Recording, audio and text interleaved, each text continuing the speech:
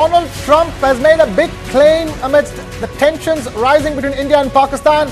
He has announced on his social media platform, Truth Social, that there will be a full and immediate ceasefire between India and Pakistan, a ceasefire mediated by the United States of America. That's the big story that's breaking here at the stage. Let me just read out that post by Donald Trump. After a long night of talks mediated by the United States, I am pleased to announce that India and Pakistan have agreed to a full and immediate ceasefire. Congratulations to both countries on using common sense and great intelligence. Thank you for your attention to this matter. Unquote. That's the social media post of US President Donald Trump on his social media platform, Truth Social.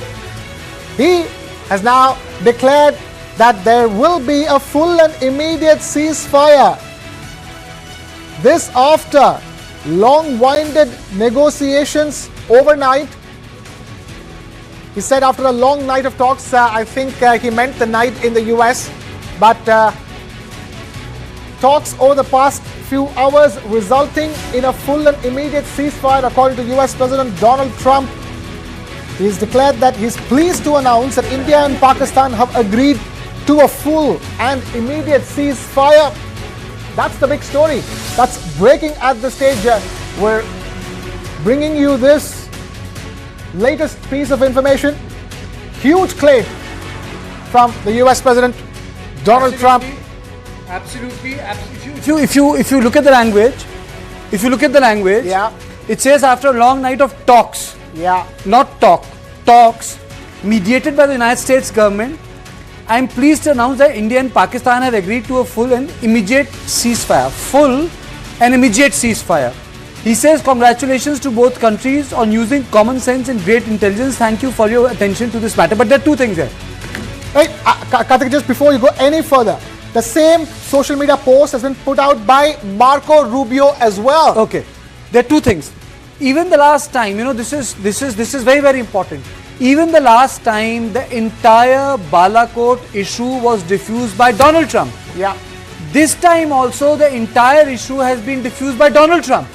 So ultimately, two things are happening. China has not been allowed to come into the space to mediate between India and Pakistan. It was unacceptable. India would have never accepted it. Even Saudi Arabia and Qatar, who wanted to have some play, they have been taken to task in the sense that they have not been given any I would say, space. But for the Trump to do so, it works in favor of Modi. See, Krishna, there are multiple things which are happening. Yeah. Who has sort of a working relationship with United States of America? It's Narendra Modi, who got to have the first bilateral there, apart from those called the so-called Anglo-Saxon countries and the brothers. Yeah. It was Prime Minister Modi, Yeah. who got to have the warmest welcome in his first presidency. It was Prime Minister Modi. And where was the last rally of Donald Trump before he lost the election? It was with Prime Minister Modi in Motera Stadium. So I mean to say that this has played very well for Prime Minister Modi. Now, there are a couple of issues at play here. There are a couple of, who did this talking? Because if you recall, the Secretary of State said that he's not going to interfere. Yeah. If you recall, Krishna, the President Trump, quote unquote, said 1,000 years, whereas the fact of the matter is that Pakistan was created in 1947. Yeah. Okay, and the third thing, Krishna, it means that there was some sort of a back channel talks that were taking place. One. Second, and what about the Operation Iron Lead, which Pakistan is running? We have no clarity on that. Yeah. And third, and the most important, will Pakistan claim that they have achieved their political or the military objective? There are a lot of things at play here. Yeah. There are a lot of things at play here. A lot of things at play over here. We have our colleague Brijesh Pandey also now joining us. Brijesh, at this stage, the first thoughts in my head are Trump claimed there was a truce in Gaza as well. And Trump claimed that there was a truce in the Ukraine war as well. Well, I think the situation both in Gaza and Ukraine are completely different than what is happening right now in the Indian subcontinent. The situation has not escalated to a full-fledged war, and the situation has also not gone beyond a scope of redemption. in Ukraine, the war has been going on for more than a year, and so is the case of Gaza. But right now, the situation in Indian subcontinent was turning out to be dangerous or potentially very dangerous. It was escalating on a daily basis, but it had not reached a point of no return between the two nation state. And I think it's a very, very important announcement. It's a very shocking announcement, if you ask me, which has been made both by Donald Trump, who said that both sides have agreed to immediate ceasefire, and also by Secretary of State Marco Rubio. It's a huge announcement by United States President. It'll be very interesting to see how the Indian establishment react to. They already talks about. They are sitting on the press conference. There is a press conference scheduled to begin any moment right now. There's an addition. Wait a minute. Now, there are layers to it. Let me read. Vance and I have engaged with senior Indian Pakistani officials. This is Secretary Marco Rubio. All right. Vance and I have engaged with senior Indian Pakistani officials, including Prime Minister Narendra Modi, Shehbaz Sharif, External Affairs Minister Subramaniam Jaishankar, Chief of Army Staff Asim Munir, National Security Advisor Ajit Doval and Asim Malik. I am pleased to announce the governments of India and Pakistan have agreed to an immediate ceasefire to start talks on a broad set of issues at a neutral site. Right. We commend Prime Ministers Modi and Sharif on their wisdom, prudence and statesmanship in choosing the path of peace. I think the important takeaway is, before announcing the ceasefire, the government has said that in future they will treat act of terrorism as an act of war. I think that is why that statement came. Before the announcement of ceasefire happens, Krishna, before the announcement of engagement happens, Brijesh, and you see it's important. What does it say?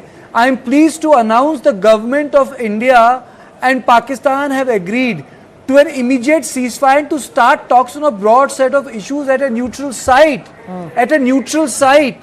Right. This is very important. The post of Marco Rubio that you're talking about, Secretary of State Marco Rubio of the US, over the past 48 hours, the VP, Vice President, that is J.D. Vance, and I have engaged with the senior Indian and Pakistani officials, including. Okay, one more. Prime Very Minister important. Modi. Very important. Yep. The Pakistan and India. This is very, very important. Ishaq Dar, Deputy Prime Minister and Foreign Minister of Pakistan, has tweeted, Pakistan and India have agreed to ceasefire with immediate effect. Pakistan has always strived for peace and security in the region without compromising on its sovereignty and territorial integrity. It has been tweeted by Ishaq Dar. Ishaq Dar is the Deputy Prime Minister and Foreign Minister of Pakistan, Leader of House of Senate and President of the Intelligence Committee. So it has come from the horse's mouth itself. Absolutely. And it is for this reason, Krishna and Brijesh, that this press conference was scheduled. Now it makes sense, because in morning he had said we have nothing else to announce. If we will inform you. And we felt we'll have to wait for 8 o'clock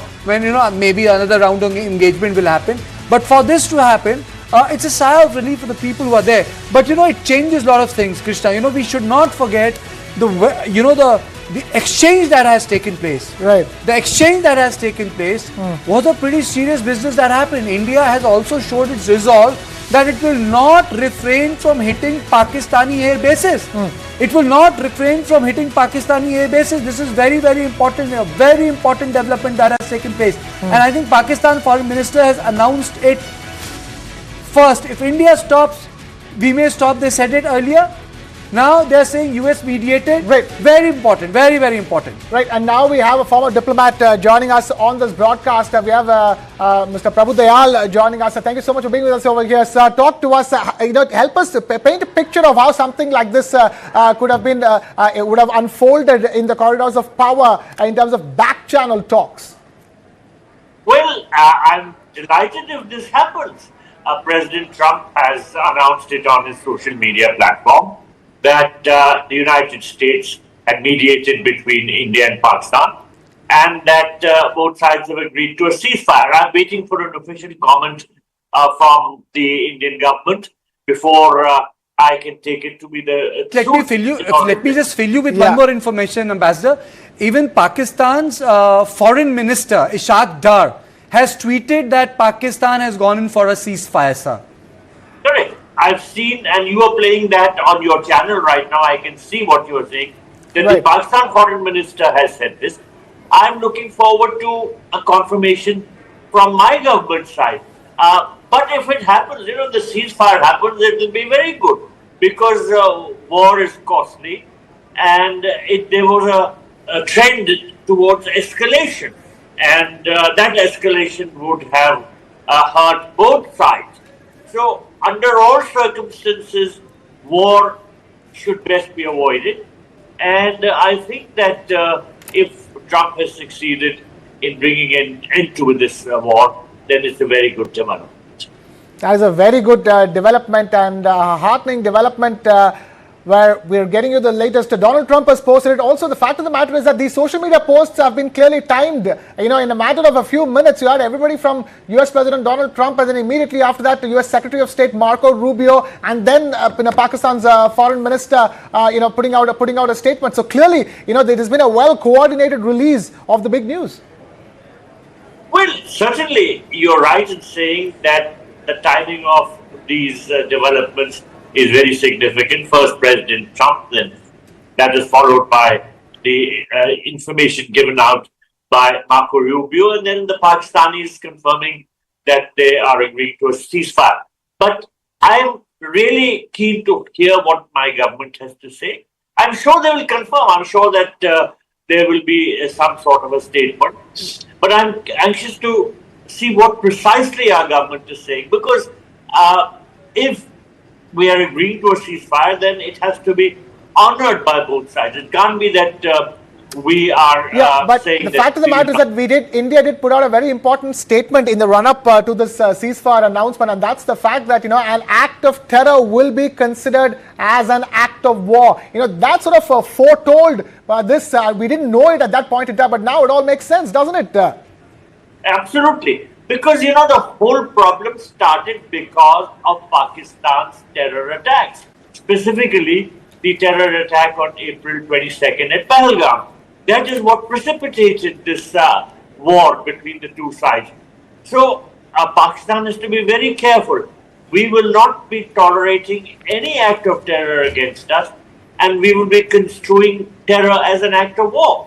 So, of course, we are agreeing. I'm sure that if President Trump has said that both sides have agreed to a ceasefire, there must be some truth in it. India must be agreeing. Well, so far, looking forward to what the specifics are as far as our perspective is concerned. Ambassador, isn't it important that during the Balakot, when the Abhinandan crisis took place, he was in Singapore meeting Kim, that summit was taking place, and there was a crisis there. He tweeted from there, the President Trump, if you recall, saying that good news is going, very soon you'll hear a good news, and that the Abhinandan issue was resolved.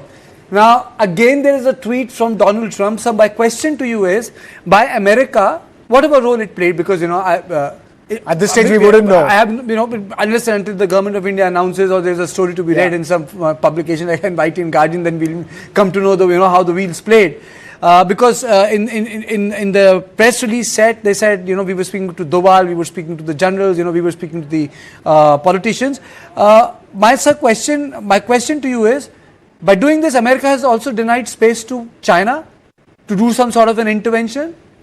Karthikeya, why do you want me to jump to any conclusion? I'm repeatedly saying that I'm waiting for a statement from the government of India. What is wrong with that?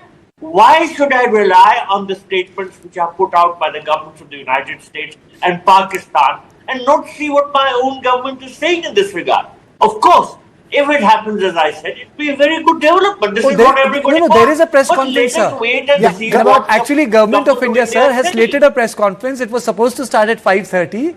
Then it has been delayed by 20 minutes. Let us hear what is said. Why is the media always in such a hurry? For the sake of God, why are we always rushing things? I'm saying, please wait. See what the government of India has to say.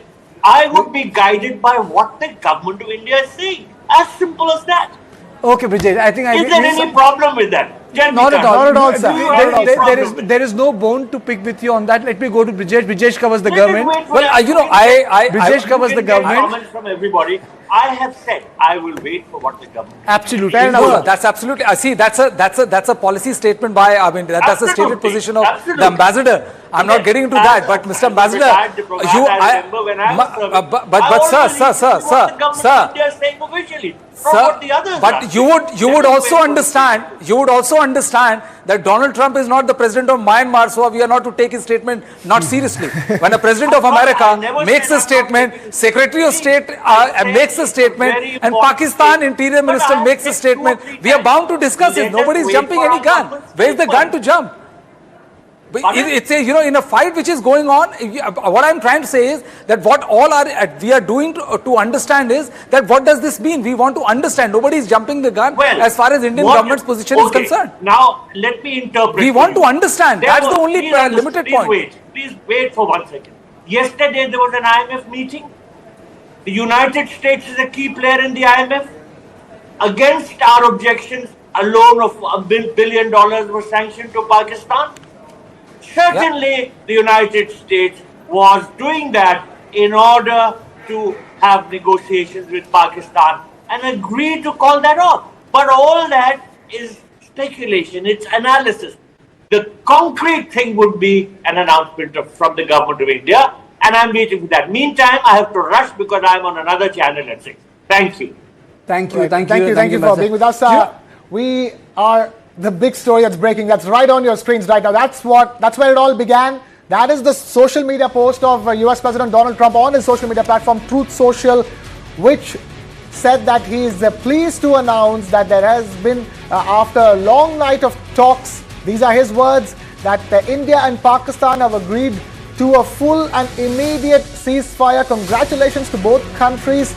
That was the social media post that began, where it all began. And not too long after that, immediately, the Marco Rubio, the Secretary of State, also posted with more details, talking about the Vice President and him being involved in these long negotiations that took place overnight in the US. And finally, a ceasefire, a full and immediate ceasefire has been agreed to. Kartikeya, you have to admit that this is huge in terms of the brownie points that US as a country could score and Donald Trump as a president could score.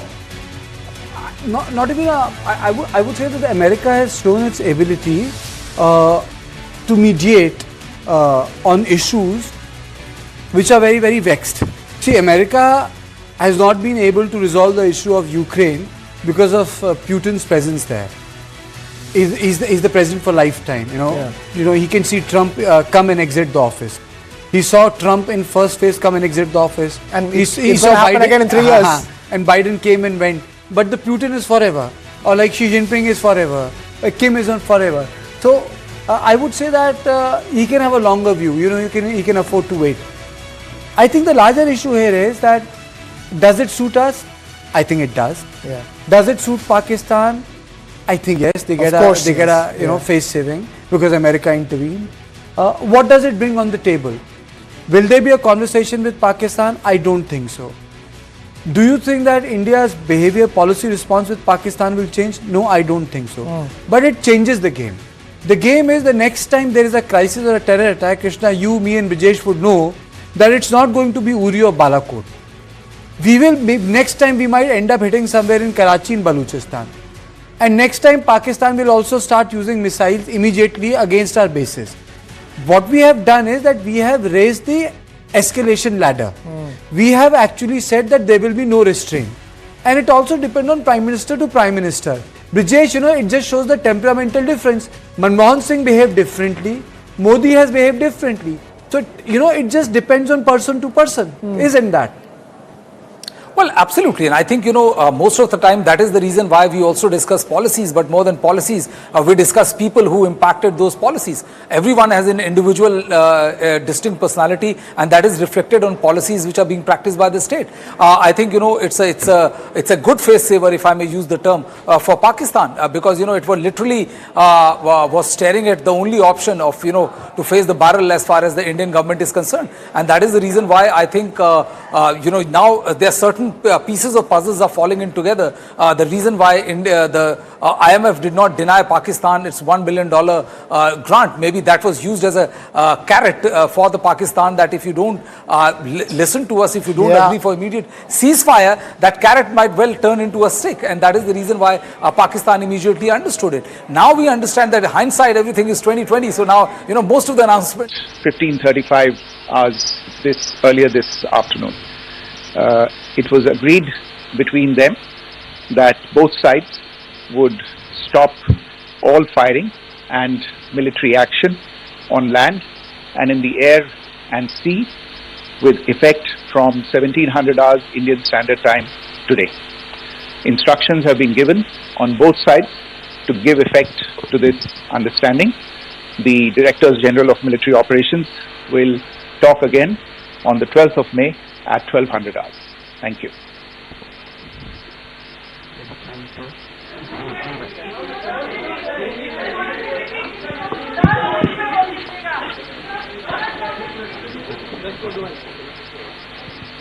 Right. Without very taking- short statement. One, he didn't take a question. He came, gave a readout, and he has left. Yes. And let's before we play out the bite, let's analyze it. He said the DGMOs have spoken, Yes. and we have decided to cease hostility or exchange on land, on sea, on border. Three things. He has not spoken about any other part which Marco Rubio has tweeted. He has not spoken on conversation on a neutral point. He has not spoken about the conversation between India, United States of America and Pakistan. The only thing that has been announced is ceasefire. Only thing that has been announced is ceasefire. That's very, very important. Ceasefire has been announced between India and Pakistan. Yes. But the readout of India differs. It differs from Marco Rubio. That detailing is not there. Yeah. That's the most important But part. there will be an announcement on the 12th of May at 1200 hours. That was also announced by Foreign Secretary Vikram Misri. A very short statement coming in that briefing that we were all awaiting. Very limited details coming out, as Kartikeya was telling us. It is a ceasefire to stop all firing. Let's listen to what Vikram Misri had to say. Following that, as you know, there will be a briefing by my colleagues from the military. The Director General of Military Operations of Pakistan called the Director General of Military Operations of India at 15:35 hours earlier this afternoon. It was agreed between them that both sides would stop all firing and military action on land and in the air and sea with effect from 1700 hours Indian Standard Time today. Instructions have been given on both sides to give effect to this understanding. The Directors General of Military Operations will talk again on the 12th of May at 1200 hours. Thank you. May 1200 hours, there will be a briefing by the Director General of Military Operations. They will. They're going to talk to each other on 12th of May. I think there's going to be a conversation. Today is 10th, 12th. I think 24 hours, Krishna. They're not going to talk. Yeah. And secondly, Pakistan DGMO called India. Brijesh, look at the language.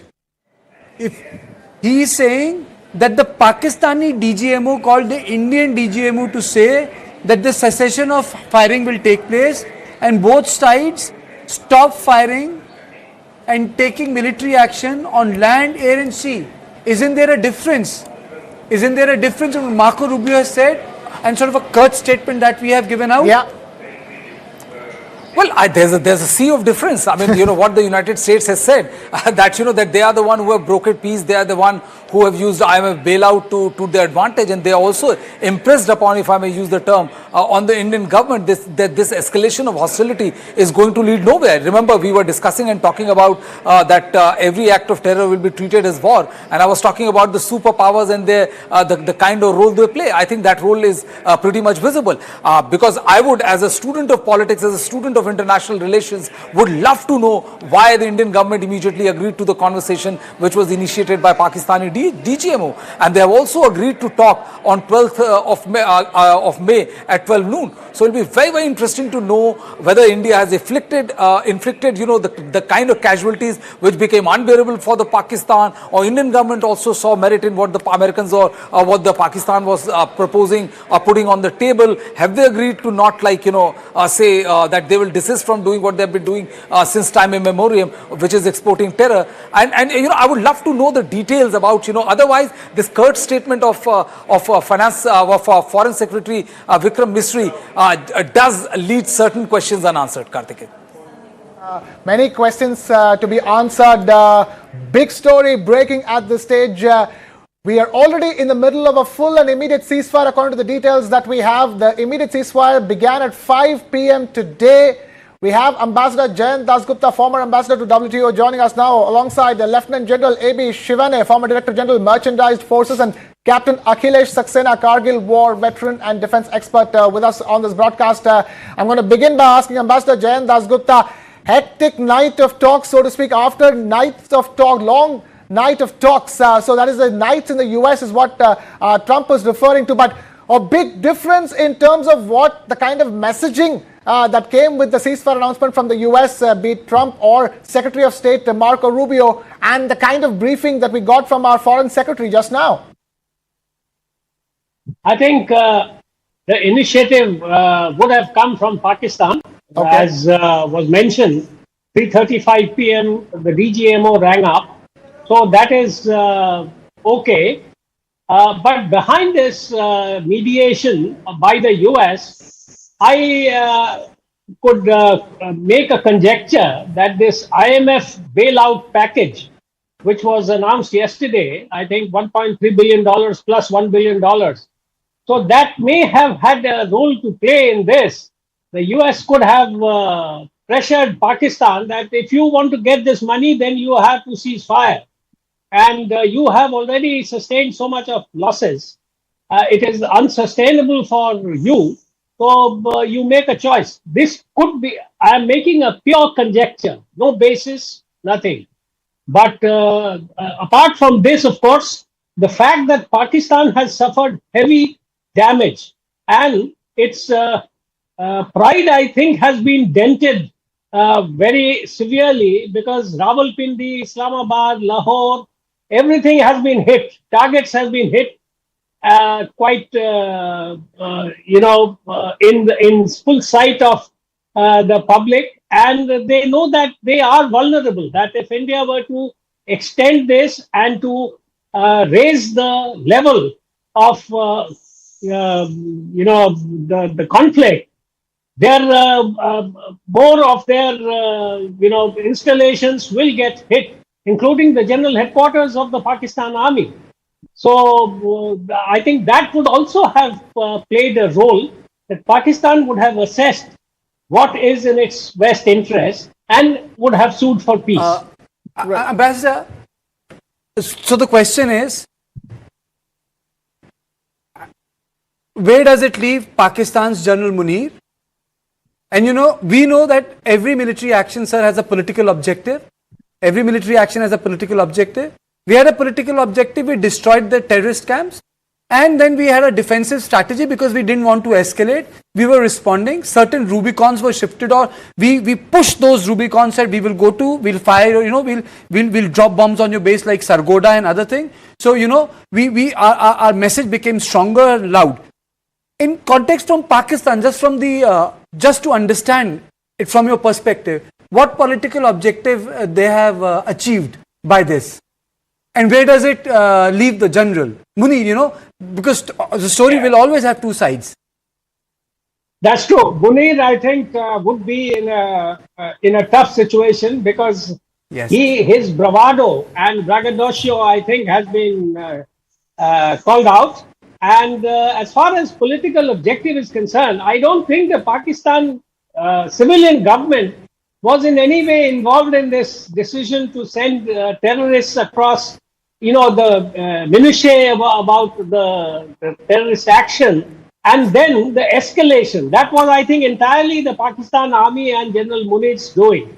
And the civilian government had to tag along. So what has happened is that I think the Pakistan civilian government has been prevailed upon that you have to rein in this rogue general, and you can't, allow him to carry on as if he is a law unto himself. So is he stronger today, Munir sir, or is he weaker today? Because ultimately, after this military action is over, these political questions will stand. Is he stronger today, sir, or is he weaker today, sir? I think he is much weaker today because his bluff has been called, and there are already talks of Shamsad Mirza or somebody of that name. They are being tipped to take over from Munir. Right. And there are dissensions within the army also, in the Pakistan army also. So all that is there, but it will get, it will open up and unravel over the next few days. Okay.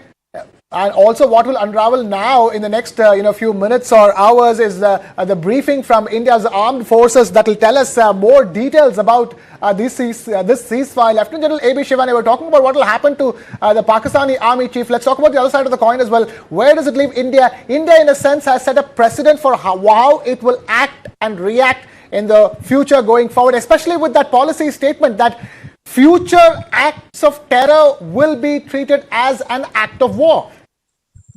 Absolutely, there is clarity. I've been saying it on your channels right from the beginning that the center of gravity of Pakistan is the Pakistan army, state within state, and the fountainhead of terrorism. They call the shots. So therefore, they are the center of gravity. And therefore, the political military objective, totally my conjecture, my understanding, will be to discredit the Pakistan army in the eyes of the nation.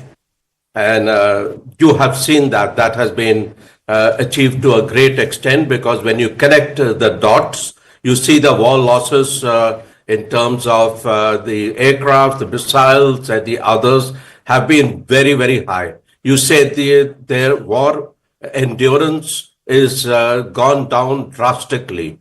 You see that DGMO calling up, and he's taken the initiative to say, talk of ceasefire.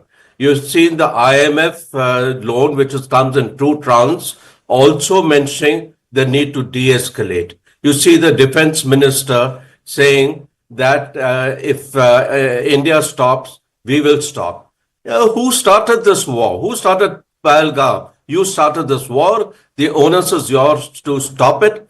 Your president is extremely weak. It's a face-saving exit that has been permitted to you, and your future is extremely bleak because the greater aspect of the flank of decision through the sea has not unfolded, where the external and the internal fronts will meet. BLA, Balochistan is boiling, your Khyber Pakhtunkhwa is boiling, you are taking a beating. So I think they understood the strategic message that terror is equal to war. And I think this is a face-saving exit, both globally and internally, that they have taken. Back to you. Because this every time a war has or sort of war-like situation has an important political component. Brijesh, before I go to Akhilesh Saxena. Right, we don't have Brijesh, but then let's take this across to Captain Akhilesh Saxena as well, Kargil war veteran defense expert. At this stage, the one question I want to ask is that, like you were saying, Kartikeya, even after this ceasefire, what has happened is that the escalation matrix has moved up from here on, isn't it?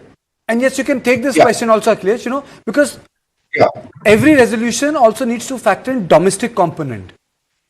So can you just talk about the domestic component also, because it's not divorced from that?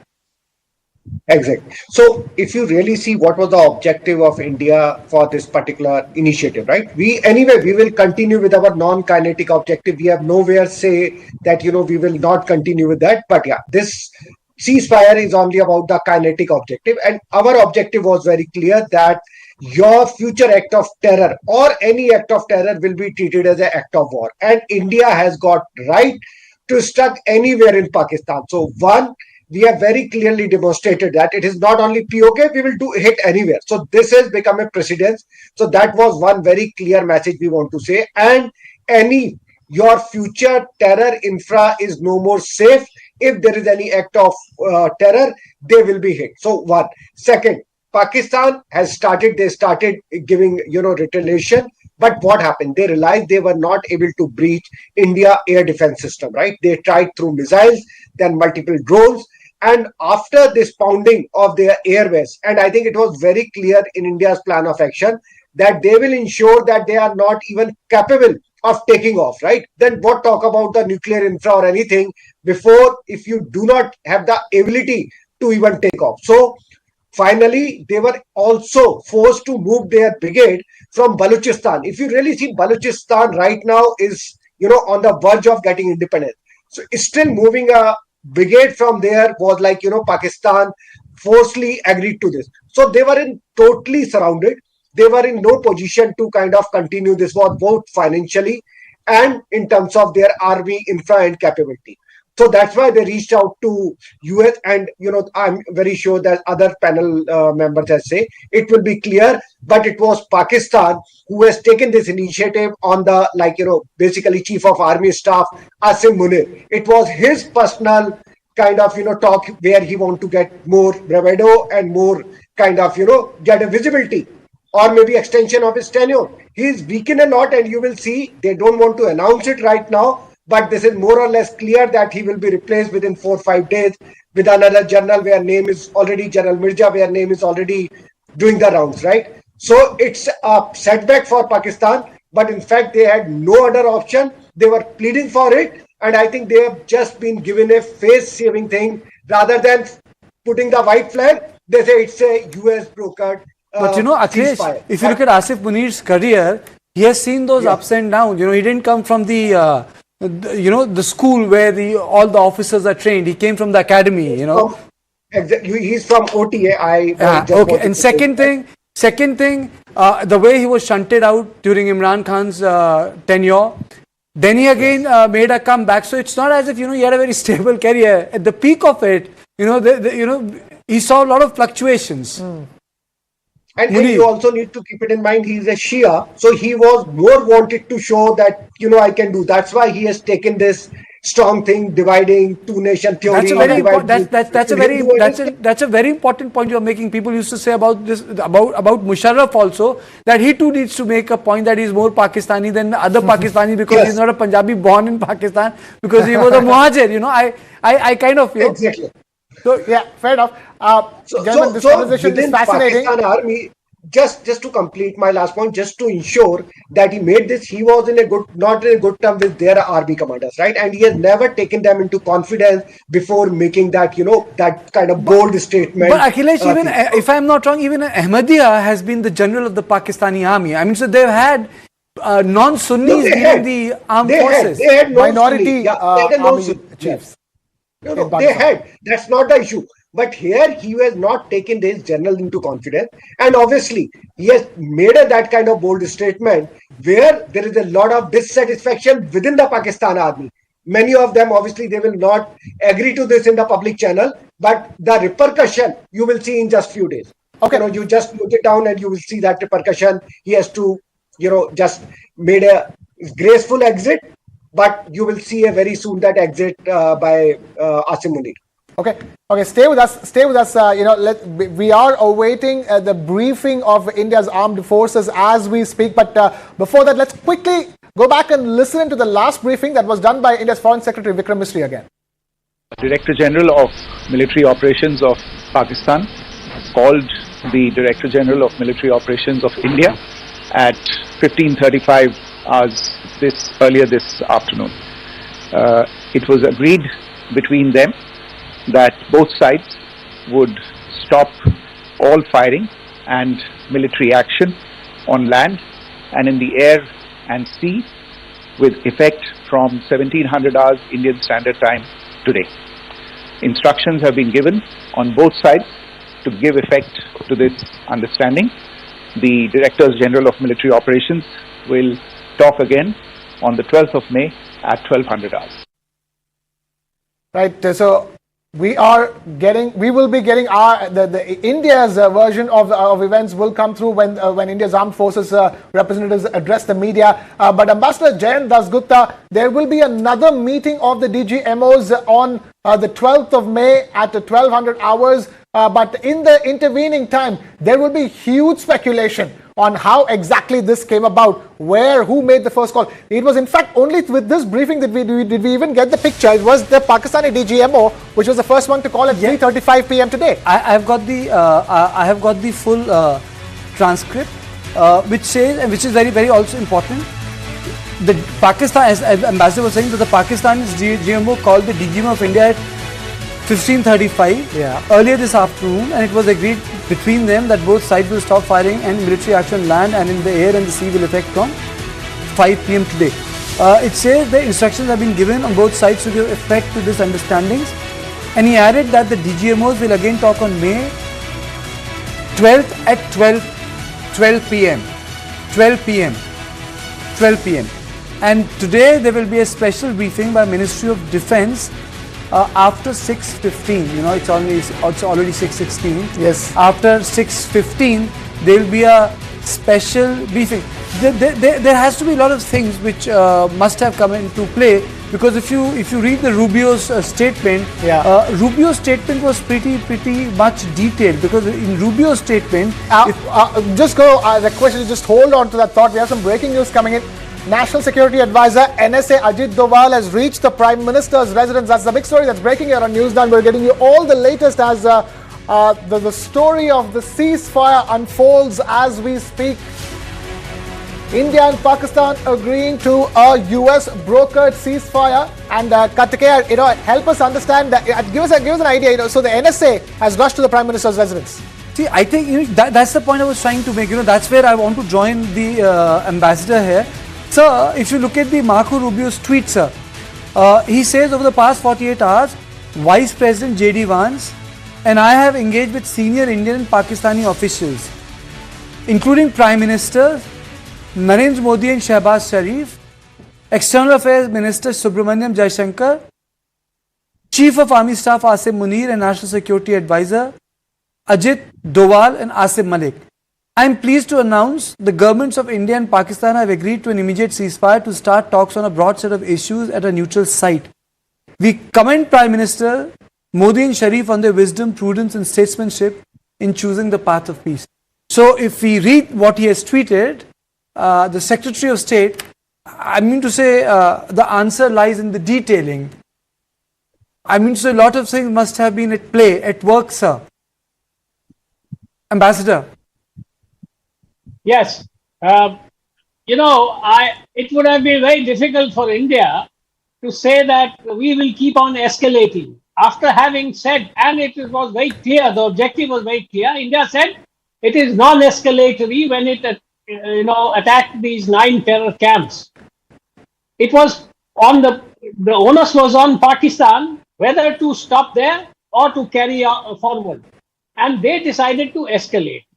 So we had told the world that if they escalate, we will not sit quiet. We will respond, and with force. And that is what we did. But having said that, we never said that even if Pakistan stops, we will carry on with our offensive. That is where I think the whole matter lies. So when Pakistan came down to, literally speaking, offered an olive branch, maybe at the behest of the US, because they got some relief at the IMF, or for whatever reason. So then it was, I think, magnanimous on our part to have accepted it, because that is in keeping with what we have been saying all these past few days, that we don't believe in escalation. We will not attack. We did not attack the Pak army installations in the first phase. But if you escalate, then you should be prepared to receive it in kind. So once they have retreated, they have offered the olive branch, then it was quite okay for us to accept it. And that is where matters stand. But I think there are 2-3 other things which may follow. Again, a pure conjecture. If Asim Munir is forced to, step down, which may be part of the American package, that, if he continues, and we may also have insisted upon it, that if he continues, then these terror, activities will not stop, will not abate.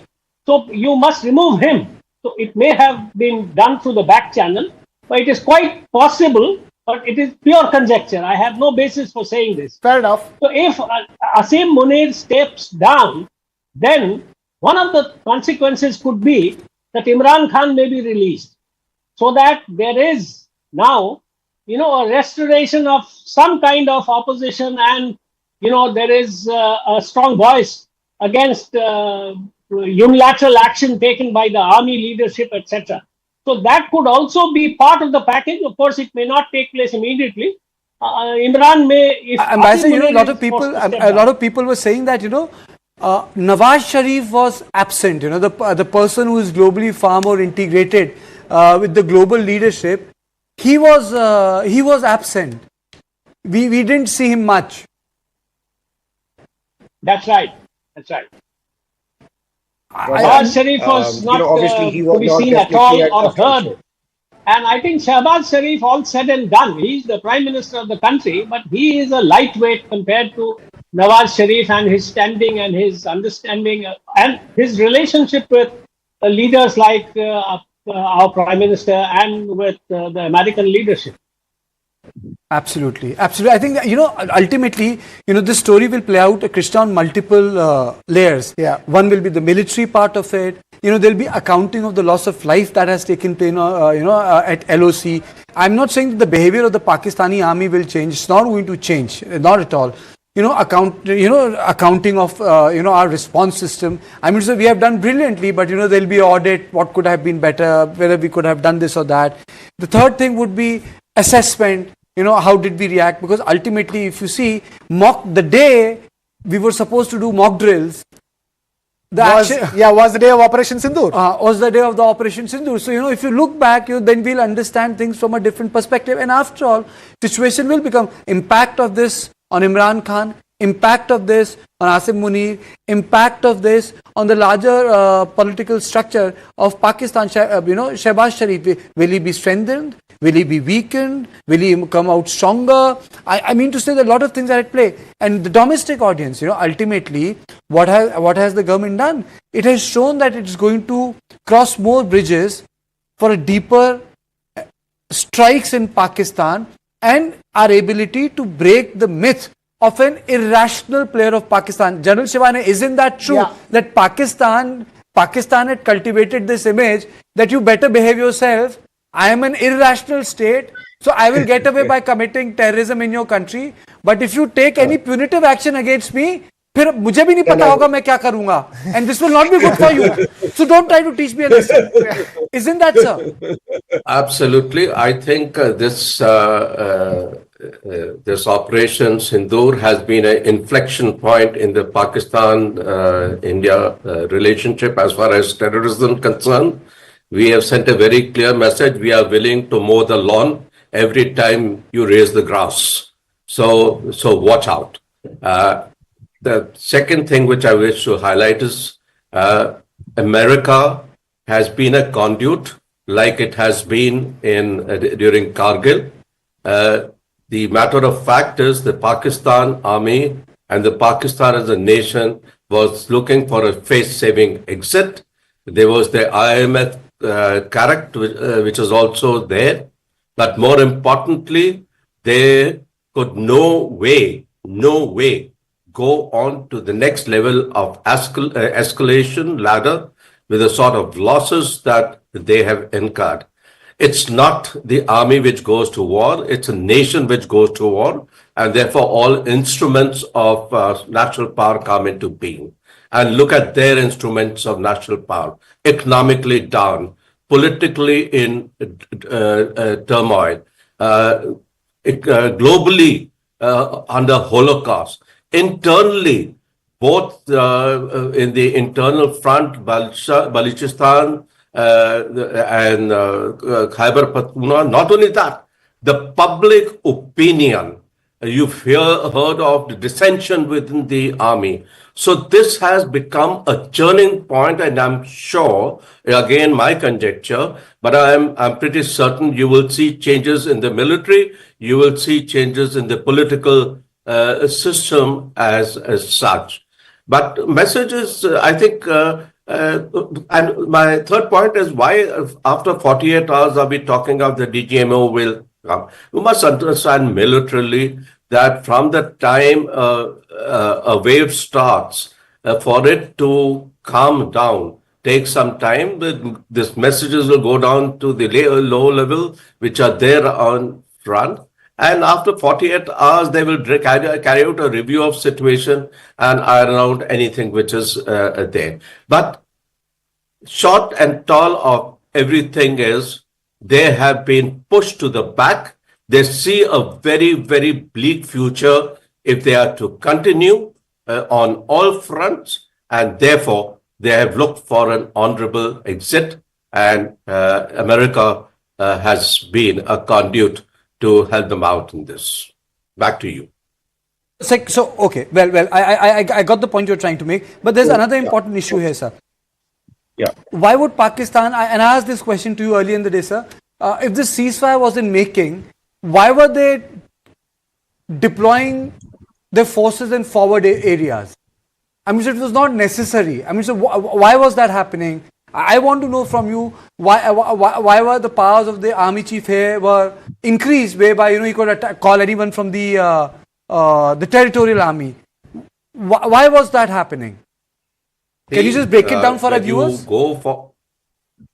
When you go for being prepared for war, you prepare for every level of escalation. Okay. So if you've gone for a shooting war initially and a standoff precision warfare, the next level of escalation you must be prepared is for the ground war. That doesn't happen in 24 or 48 hours. That doesn't happen unless your ordnance factories are put in. That doesn't happen unless your reserves are called for. So this is part of posturing. This is part of being prepared for the long distance marathon, like I mentioned earlier also.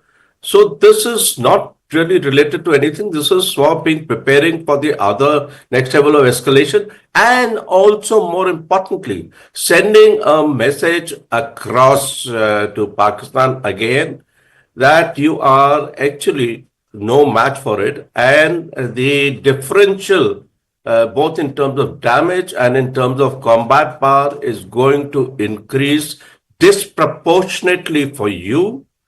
Because you do not have that sort of a national resilience to carry on. So I think that is the messaging, and these are war actions, review of situation, calling of reserves, press briefing. These are wartime situations which are very much part of the system. Back to you. Right, let me bring in also Captain Akhilesh Saxena, who continues to be with us. Captain Akhilesh Saxena and Karthika, in fact, it's a question to both of you actually, and help us understand what happens from here now to the next DGMO level talks again on the 12th of May. I think if you ask me, I think a lot of assessments are going to take place. Government is like a big machine. There are certain things which got moved around. The play. The larger action. So I think the certain resigning would take place. There would be movement of units, troops, alert levels. All those things will take place. Assessment will take place. There will be a comprehensive study. You audit what you have done. There will be an audit. Certain things. Assess the damage. For example, this is a ceasefire. But one more thing. I'll come to you, Akhilesh. But we have not gone back on Indus Water Treaty. It stays there. So certain things will remain unchanged. We have not gone back on Indus Water Treaty. We've just agreed to ceasefire. We have just agreed for ceasefire. We have not said that 50 Pakistanis can come and now sit in High Commission. We have not done that. This medical tourism has ended. Yeah. The visa facilities. So all the post, the content, OTT. I know there are small things, but everything remains in place. The only thing that has happened is ceasefire. So we must understand that it cannot be business as usual with Pakistan. I'm sorry, I don't have a bias against Pakistan, but it cannot be business as usual with Pakistan because it's a state you cannot trust. I mean, it's, when Pakistan is coming back to us for ceasefire, when he's desperate, and what was our objective? See, we need to be very clear that our objective was end of terror. As a state, you cannot fund terror. You cannot run a state-sponsored terrorism.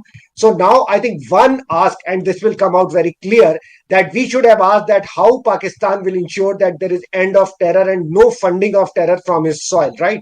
I think I'm not too sure, but this should have been come from India's side, and how that will prove. What will be the treatment of Jaish and Lashkar-e-Toiba from his soil? There will be action on that? I think we should have been very clear. We do not know what are the contours of this ceasefire, but when Pakistan was down to his knees and came down for this, US brokered peace, our objection should be very, very clear that till the time Pakistan end these activities, because then nothing will change. After 2 years, you will again see one more impact. Though the threshold of India has been increased, where we will say we will hit you anywhere, but which is fine. But for today's peace, what is the price Pakistan is going to pay? What is going to agree? Is he going to work with these terrorists or eliminate them, which is right now part of his doctrine, which are part of his overall strategy?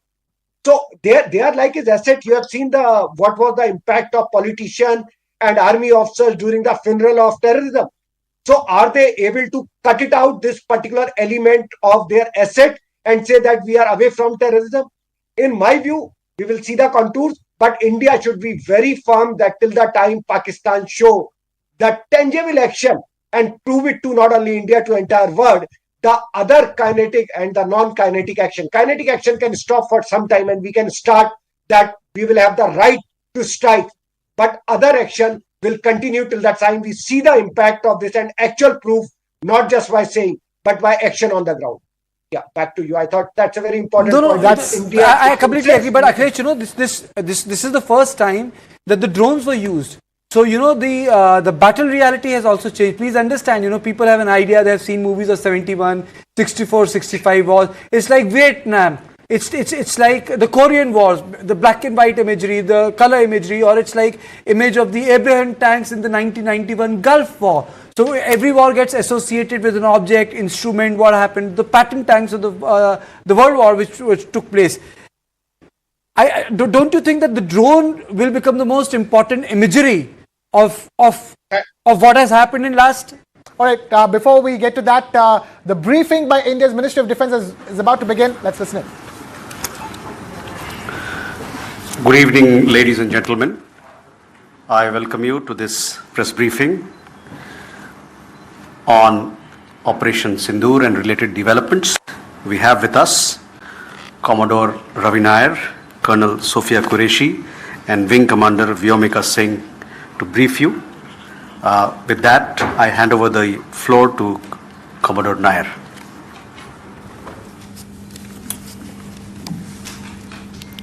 Good evening, ladies and gentlemen. As the Foreign Secretary had said, you're aware there's an understanding that has been reached to stop all military activities at sea, on the air and on the land. And the Indian Navy, Indian Army and the Indian Air Force have been instructed to adhere to this understanding. Since the tragic events at Pahalgam, you're aware that our responses have been measured and very responsible. Details of these have been shared with you over the past few days through our various press briefings. What has also happened is that there is a significant amount of misinformation that is being undertaken from the other side. And as a professional military organization, we thought it is also our duty to dispel those misinformation aspects, as also state the facts of the case as they stand. Towards that, I will now hand over to my colleague, Colonel Qureshi. नमस्कार। अब मैं आपको पाकिस्तान की miss information campaign के बारे में अवगत कराऊंगी। पहला, पाकिस्तान ने यह क्लेम किया कि उसने अपने JF-17 से हमारे S-400 व ब्रह्मोस मिसाइल बेस को नुकसान पहुंचाया, जो कि बिल्कुल गलत है।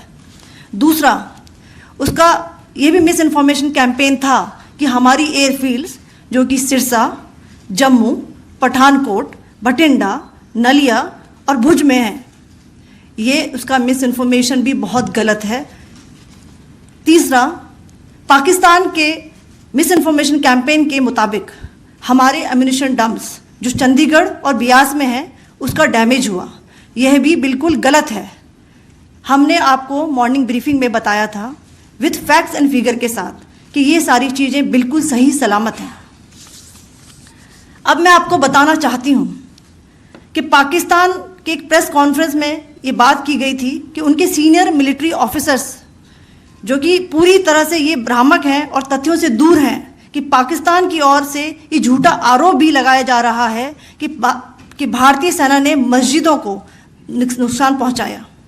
मैं इससे बिल्कुल स्पष्ट करना चाहती हूं कि India is a secular nation और हमारी सेना भारत के कॉन्स्टिट्यूशनल वैल्यूज़ की एक बहुत प्यारी झलक है। इंडियन आर्म्ड फोर्सेस ने पाकिस्तान को बहुत भारी नुकसान पहुंचाया, उनके मिलिट्री इंफ्रास्ट्रक्चर्स को, चाहे वो लैंड एसेट्स हों या फिर उनके एयर एसेट्स। यही नहीं, इंडियन आर्म फोर्सेस ने पाकिस्तान की एयरफील्ड्स स्कर्दू, जकोबाबाद, सरगोदा और बुलारी को पहुंचाया। इसके अलावा पाकिस्तान के air defence system, radar system, उनको भी एयर स्पेस में अनटेनेबल किया। यह भी बताना चाहती हूं कि लाइन ऑफ कंट्रोल के पास पाकिस्तान के command and control logistic installations और उनके मिलिट्री इंफ्रास्ट्रक्चर्स, मिलिट्री पर्सनल्स का इतना भारी नुकसान हुआ कि पाकिस्तान की ऑफेंसिव व डिफेंसिव कैपेबिलिटी को नष्ट कर दिया गया। अंत में मैं फिर से ये बात दोहराना चाहूँगी, इंडियन आर्म फोर्सेस पूरी तरह से तैयार है, सतर्क है और भारत की संप्रभुता और अखंडता की रक्षा के लिए पूरी तरह से कमिटेड है। धन्यवाद। जय Hind.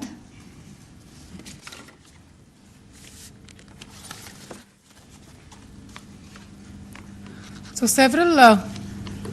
several attempts were made by Pakistan on spreading a misinformation campaign, as we have seen for the last few days. There were attempts made to say that our S-400 at a northern base was destroyed, which was completely false, and that it was destroyed by a JF-17. It was a false information. Also, that the BrahMos installation was attacked and it was destroyed was false. The destruction of airfields at Srinagar, Jammu, Pathankot, Bhuj, Nalia, etc. was also a false claim. The forward ammunition dump at Chandigarh and Beas are also fit and fine, and we showed you these in the photographs in the morning briefing today. Also, there was a certain different way of miscampaign that the Pakistan conducted by its press conferences, which was conducted in a manner which were completely misleading and devoid of facts. Pakistan has been spreading fabricated allegations that the Indian armed forces have targeted mosques. Let us make this very clear here that India is a secular nation and the Indian armed forces are a reflection of our constitutional values. We hold every place of worship of all faiths in the highest regard.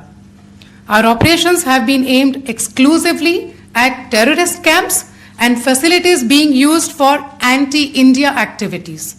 No religious sites, I repeat, no religious sites have been targeted by the Indian Armed Forces.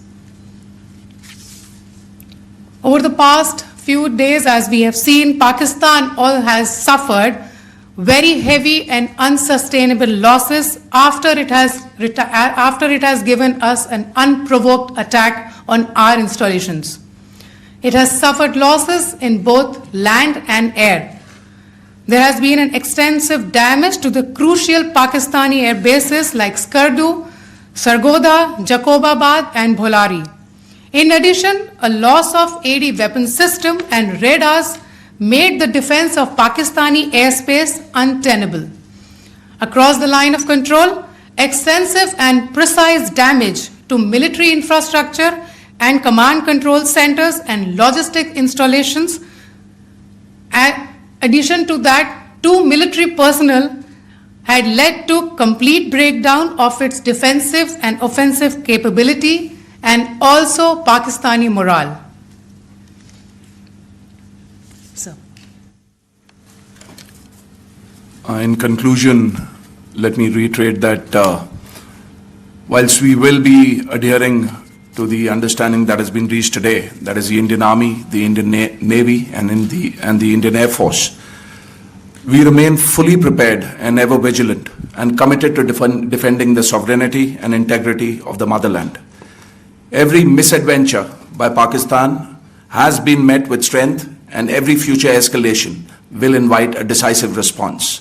We remain fully operationally ready to launch whatever operations may be required in defense of the nation. Thank you very much, ladies and gentlemen. Thank you. With that, we come to the closure of this briefing. Thank you very much.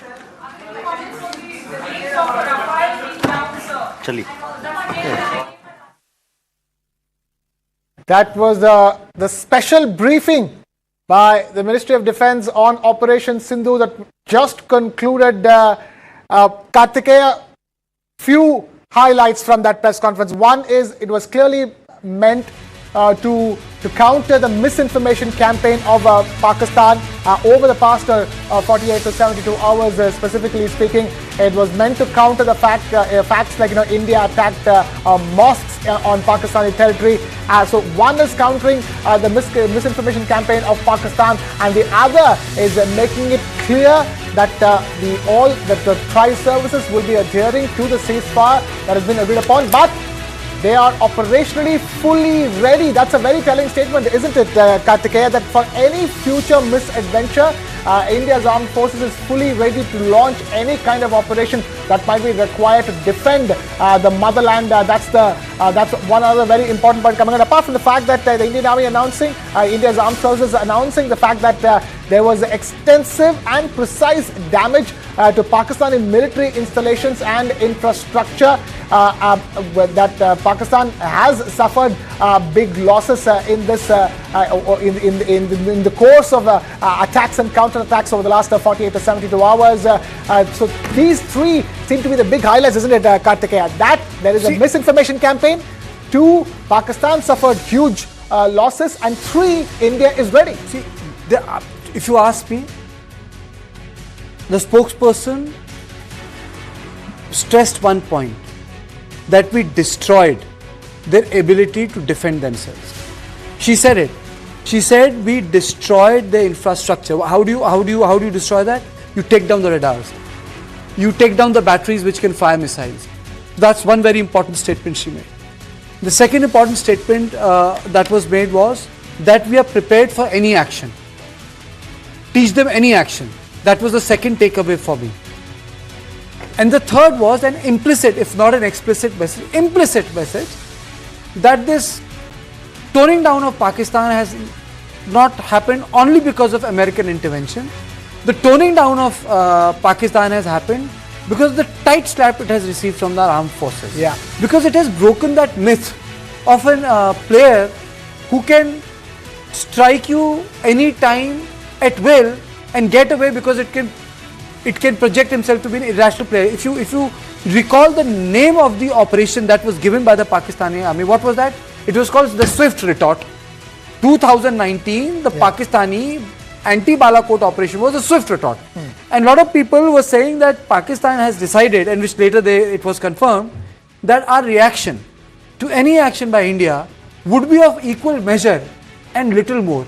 India has broken that argument. There will be nothing called little more. In fact, it will become little less.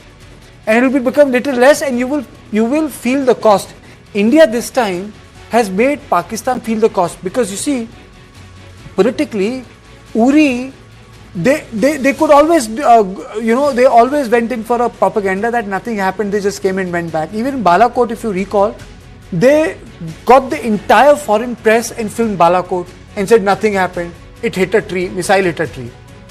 And then the Abhinandan happened. But this time, we had proof, we had names, we demonstrated the complicity of the Pakistani establishment praying Janaze mein for the terrorists with the mastermind of IC-814. I still remember, I had kick-started my career a year ago. I had reported that IC-814 died. And lastly, and the most important of all, the sort of brotherhood which the Pakistani army showed with the terrorists. So Pakistan has not only been exposed on multiple counts by this action, exposed, but their narrative that their air force is superior than ours, that narrative has been shattered. What was the narrative they built in 65-71 war? Theek hai, we are a smaller nation, but we have got a better air force than you. We got the best stuff than you. We've got, 4.5 generation fighters than you. India has been able to shatter that narrative. That was something very important. Even during the Balakot thing, they were able to push that narrative. But now they have not been able to push that narrative. Our entire combined integrated structure has punched hole into that narrative. Yes, one thing which I would definitely say is that India showed great restraint, and in that restraint there were losses on LOC. I think the message will be very clear. Next time there will be a contact. Yeah, there will be a contact. And then this even LOC would be straightened by armed forces like this. One can't help but feel that something has changed. The ceasefire has come about quickly, which is good. But the fact of the matter is that something has changed post Pahalgam. In terms of the levels from where escalation is going to take place, we have some breaking news coming in as well. At this stage, Indus Water Treaty to remain in abeyance as expected. Nothing has changed in terms of any other action taken by India since Pahalgam. The Indus Water Treaty continues to remain suspended. It will continue to remain in abeyance. Because you see, Pakistan has come out poorer. We have to understand that by saying that the Indus Water Treaty remain in abeyance, it puts a very poor light on Asim Munir and the Prime Minister Shehbaz Sharif. What did Bilawal Bhutto say? This is an act of war. ये तो war है. अब तो ceasefire हो गई. Where is the act of war? You will have to live with Indus Water Treaty. You will have to live with all. Even in 71 war, during 71 war, there was movement of the Pakistani civil shipping. You know, there is a complete stop to that. The ports, the post, the OTT, the cultural content, the trade, the visa, the border contact points, everything has been blocked. So we have been able to bring down Pakistan on multiple fronts, Krishna. And then the implication for Pakistan will be long lasting. See, there are very few wars which can have domestic implication. The big wars have domestic implication. Some wars don't have domestic implication. This war will have domestic implication on Pakistan. It will have implication on Pakistan's military because they have no face to save. What were people saying? Arey, we have to give some, face-saving exit to Pakistan. We have not given any face-saving exit to Pakistan. That this after the announcement of ceasefire, this press conference is taking place. I know DG ISPR can come and can build another counter narrative to what India. More lies. But the fact of the matter is, you have taken a big beating. Imagine that blast of the Sargodha. The blast of the Sargodha airport. Yeah. Could you have imagined something like that would have happened in Palam or Ambala? They have not been able to breach our air defense. I mean to say the entire thing. The entire army comes out in poor light. I think for me, if you ask, that's the biggest takeaway. Biggest takeaway. In fact, we've also countered the claims that Pakistan claims that our S-400 air defense system was damaged. We've countered that claim as well, saying that they remain in perfect shape. Whereas we have managed to completely take down HQ-9. Lieutenant General A.B. Shivane. It's very important, isn't it? Our air defense capabilities, how resolute they've been, compared to how we, in the first instance, were able to completely take down their air defense system. Absolutely. Let's not talk only of the S-400. Let's talk of the concept of integrated theater air defense, multi-tiered, multi-layered to cater for all types of threat at all altitudes. But I want to quickly talk to you on 2-3 points of this briefing because it's a very important strategic messaging. First, let me compliment the MOD in particular and the three services particularly, because what is different of this briefing? Besides being precise, professional, focused, mature and factual as always, you've seen the tri-service phase today, this the silent service, the Navy, which also plays a very important role, was also there as Commodore Nair was there. And you saw the civil military fusion. So this is the face of the nation. One. Two, when we talked of the heavy damage, I will not give the details because that have been covered. What is the implication of a heavy damage? The implication of heavy damage is that Pakistan's defensive and offensive capability have been so drastically retarded, and that it exposed Pakistan militarily vulnerable, and therefore any future escalation would have, like I've said, would have been geometrically unsustainable for Pakistan. We must remember, how are we looking at deterrence in the future? Now, deterrence comprises of three things. One is the capability, which we have demonstrated the differential capability. Second is the credibility, which is the political will. Again, we have demonstrated very clearly that we have the political will. You do something, we are not going to sit quiet. Our strategic restraint has come to a point of end. And third is a strategic communication domestically to the adversary and to the global community. So while militarily we have agreed upon as a mature nation from a position of strength to go in for ceasefire, you must remember, we continue to hold the levers of non-kinetic advantage that we have in terms of the Indus Water Treaty. So the message is very clear. If you don't adhere, we will be prepared. We will be vigilant. But any future escalation will get a more decisive response as such. A trailer of which you have seen now, it would be much more adverse for you as a nation. We're not talking only of the armed forces, as a nation. So I think that's a very important strategic messaging that this briefing has done.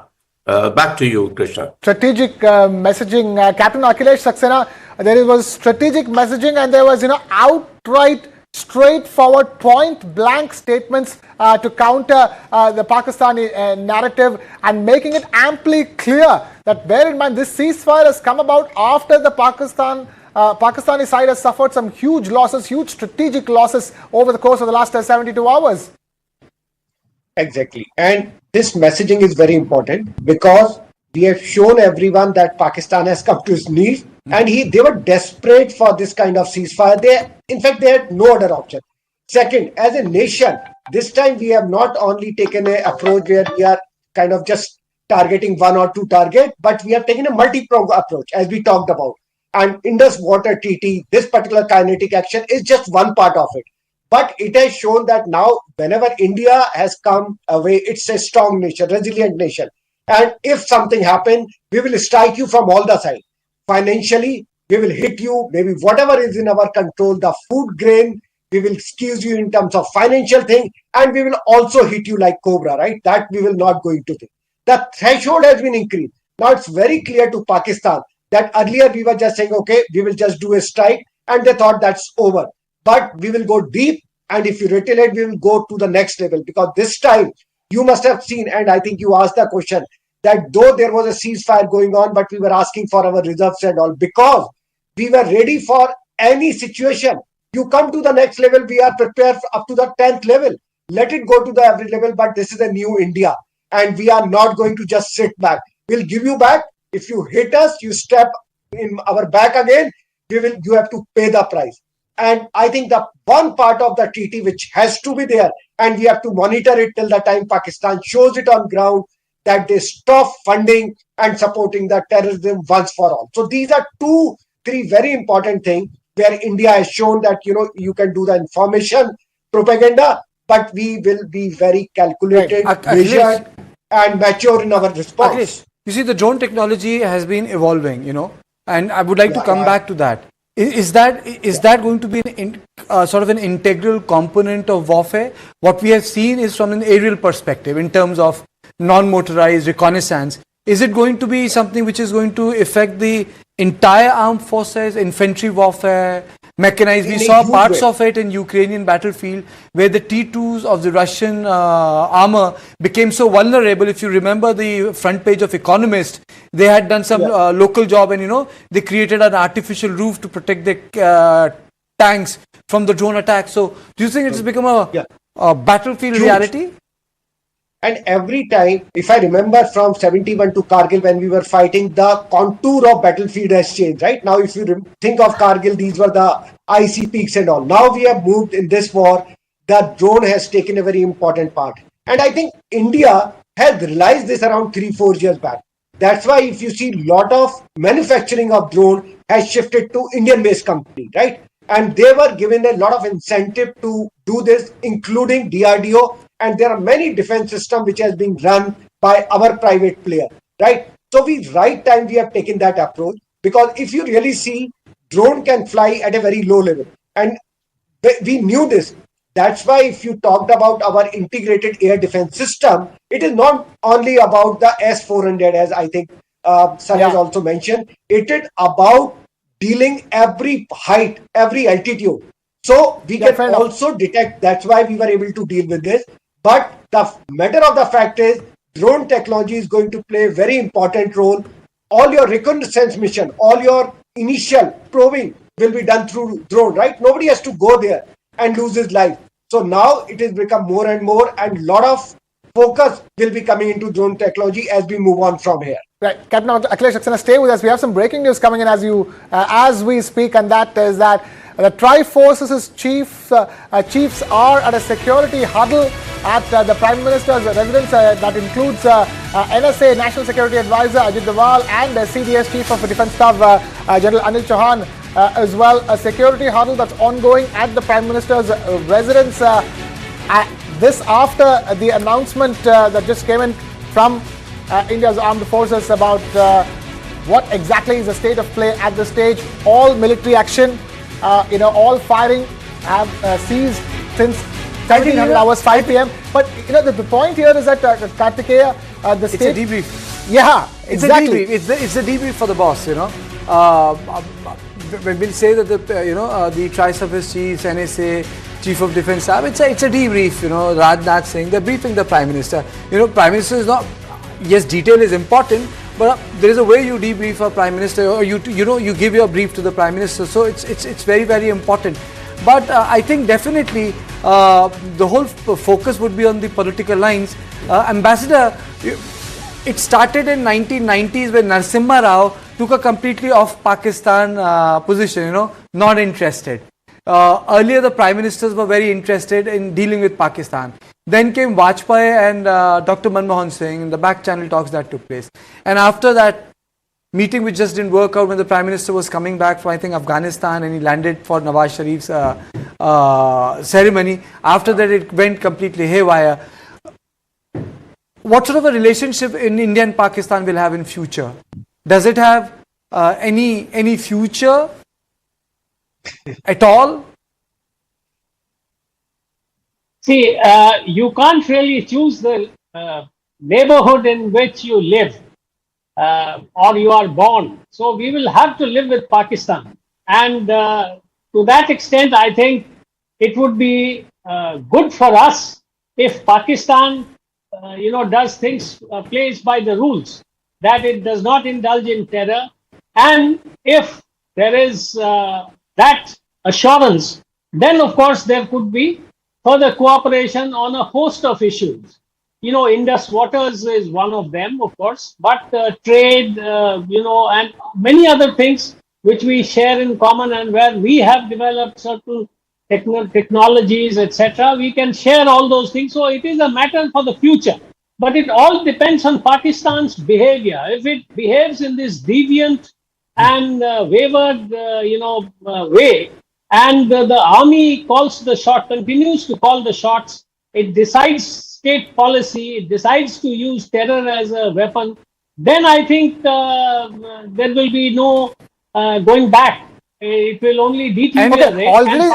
If I may, Kartikeya, already it seems like there is no going back as far as India's armed forces is concerned, isn't it, Kartikeya? Things have moved to a stage where the armed forces made it very clear that we are doing a ceasefire for now, but anything from here on, we are ready. And also the policy that came in about acts of terror being acts of war. We should not forget one thing. That's where I was just trying to draw the conversation with Ambassador.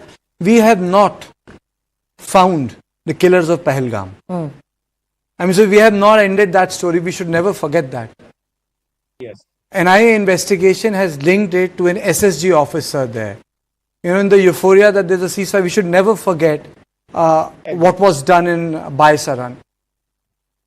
That is why the name Operation Sindoor was given. Yeah, Captain Akhilesh Saxena. I was reading a report. There has been a link which has been traced to Pakistan. A US-based tech company, they have just revealed that one company was asking for the high-resolution picture of Pahalgam around 2 months back. And that company happens to be in Pakistan, right? So you will see as we do the investigation, all these links will become clear, because the planning of this act, which has happened in Pahalgam, I'm sure it was happening at least 3 months before, 3-4 months before, and different components were put into play. But Pakistan should be ready for a very, very neutral investigation and then punish all those who were involved. Though I'm sure it's very difficult for them, because how they are going to punish, because they are the one who are ruling Pakistan today. Pakistan Army and IS are deeply involved in these kind of terror plots. So I really don't know how much Pakistan will be able to change, because this is part of their doctrine. This is part of they are very important strategic assets. The terror is very important in their overall scheme of things. So how they are going to disassociate? But the message from India is very clear that if you do it, you are going to pay it in many times. Sena Kargil war veteran defense expert and Lieutenant General A.B. Shivane, former Director General Merchandise Forces, and Ambassador Jayant Dasgupta, former Ambassador to WTO. Thank you all of you for taking time out to be with us. Let's now again go back and listen to that statement made by India's armed forces. As the Foreign Secretary had said, you're aware there's an understanding that has been reached to stop all military activities at sea, on the air and on the land, and the Indian Navy, Indian Army and the Indian Air Force have been instructed to adhere to this understanding. Since the tragic events at Pahalgam, you're aware that our responses have been measured and very responsible. Details of these have been shared with you over the past few days through our various press briefings. What has also happened is that there is a significant amount of misinformation that is being undertaken from the other side.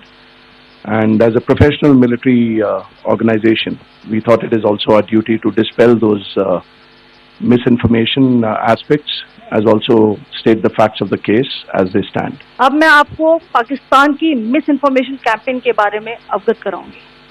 पहला, पाकिस्तान ने यह claim किया कि उसने अपने JF-17 से हमारे S-400 व ब्रह्मोस मिसाइल बेस को नुकसान पहुंचाया, जो कि बिल्कुल गलत है। दूसरा, उसका ये भी मिस इन्फॉर्मेशन कैंपेन था कि हमारी एयरफील्ड, जो कि सिरसा, जम्मू, पठानकोट, बठिंडा, नलिया और भुज में है, ये उसका मिस इन्फॉर्मेशन भी बहुत गलत है। तीसरा, पाकिस्तान के मिस इन्फॉर्मेशन कैंपेन के मुताबिक हमारे एम्यूनिशन डंप्स जो चंडीगढ़ और बियास में है, उसका डैमेज हुआ, यह भी बिल्कुल गलत है। हमने आपको मॉर्निंग ब्रीफिंग में बताया था विद फैक्ट्स एंड फिगर के साथ कि ये सारी चीजें बिल्कुल सही सलामत हैं। अब मैं आपको बताना चाहती हूँ कि पाकिस्तान के एक प्रेस कॉन्फ्रेंस में ये बात की गई थी कि उनके सीनियर मिलिट्री ऑफिसर्स, जो कि पूरी तरह से ये भ्रामक है और तथ्यों से दूर है, कि पाकिस्तान की ओर से ये झूठा आरोप भी लगाया जा रहा है कि भारतीय सेना ने मस्जिदों को नुकसान पहुंचाया। मैं इससे बिल्कुल स्पष्ट करना चाहती हूं कि India is a secular nation और हमारी सेना भारत के कॉन्स्टिट्यूशनल वैल्यूज की एक बहुत प्यारी झलक है। इंडियन आर्म फोर्सेस ने पाकिस्तान को बहुत भारी नुकसान पहुंचाया, उनके मिलिट्री इंफ्रास्ट्रक्चर्स को, चाहे वो लैंड एसेट्स हो या फिर उनके एयर एसेट्स। यही नहीं, इंडियन आर्म फोर्सेस ने पाकिस्तान की एयरफील्ड स्कर्दू, जकोबाबाद, सरगोदा और बुलारी को बहुत नुकसान पहुंचाया। इसके अलावा पाकिस्तान के air defence system, radar system, उनको भी एयर स्पेस में अनटेनेबल किया। यह भी बताना चाहती हूँ कि लाइन ऑफ कंट्रोल के पास पाकिस्तान के command and control, logistic installations और उनके मिलिट्री इंफ्रास्ट्रक्चर, मिलिट्री पर्सनल का इतना भारी नुकसान हुआ कि पाकिस्तान की ऑफेंसिव व डिफेंसिव कैपेबिलिटी को नष्ट कर दिया गया। अंत में मैं फिर से ये बात दोहराना चाहूंगी, इंडियन आर्म फोर्सेस पूरी तरह से तैयार है, सतर्क है और भारत की संप्रभुता और अखंडता की रक्षा के लिए पूरी तरह से कमिटेड है। धन्यवाद। जय Hind. Several attempts were made by Pakistan on spreading a misinformation campaign, as we have seen for the last few days. There were attempts made to say that our S-400 at a northern base was destroyed, which was completely false, and that it was destroyed by a JF-17. It was a false information. Also, that the BrahMos installation was attacked and it was destroyed was false. The destruction of airfields at Srinagar, Jammu, Pathankot, Bhuj, Nalia, etc. was also a false claim. The forward ammunition dump at Chandigarh and Beas are also fit and fine, and we showed you these in the photographs in the morning briefing today. Also, there was a certain different way of miscampaign that the Pakistan conducted by its press conferences, which was conducted in a manner which was completely misleading and devoid of facts. Pakistan has been spreading fabricated allegations that the Indian armed forces have targeted mosques. Let us make this very clear here that India is a secular nation and the Indian armed forces are a reflection of our constitutional values. We hold every place of worship of all faiths in the highest regard. Our operations have been aimed exclusively at terrorist camps and facilities being used for anti-India activities. No religious sites, I repeat, no religious sites have been targeted by the Indian Armed Forces.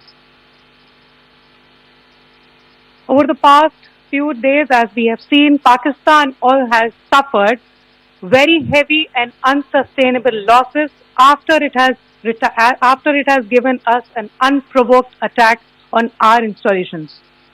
It has suffered losses in both land and air. There has been an extensive damage to the crucial Pakistani air bases like Skardu, Sargodha, Jacobabad and Bholari. In addition, a loss of AD weapon system and radars made the defense of Pakistani airspace untenable. Across the line of control, extensive and precise damage to military infrastructure and command control centers and logistic installations. In addition to that, 2 military personnel had led to complete breakdown of its defensive and offensive capability and also Pakistani morale.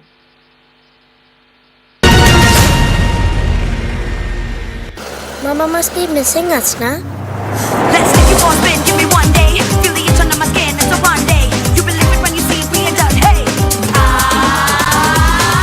It doesn't matter, just gotta get going. New GT line, Taigun and Virtus. Volkswagen. बेबो का एक ही rule, रोज खाओ अंडे without भूल। Cause eggs are cool, cool, cool. Yes, eggs are cool, cool, cool. Summer में energy हो जाती है कम, खाओ अंडे एनर्जेटिक रहो हरदम। Strength और power मिले हर रोज with proteins and minerals का daily dose. Eggs are cool, cool, cool. Yes, eggs are cool, cool, cool. Yes, eggs are cool, cool, cool. Sunday हो या मंडे, रोज खाओ अंडे।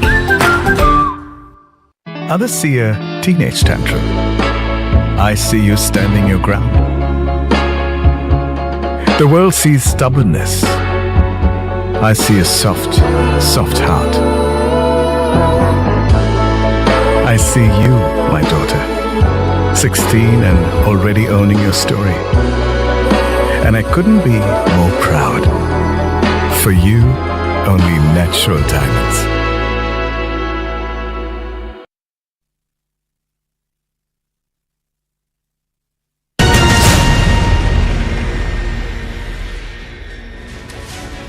You are watching News 9. I am Krishna Kumar. India and Pakistan have agreed to a ceasefire mediated by the United States of America.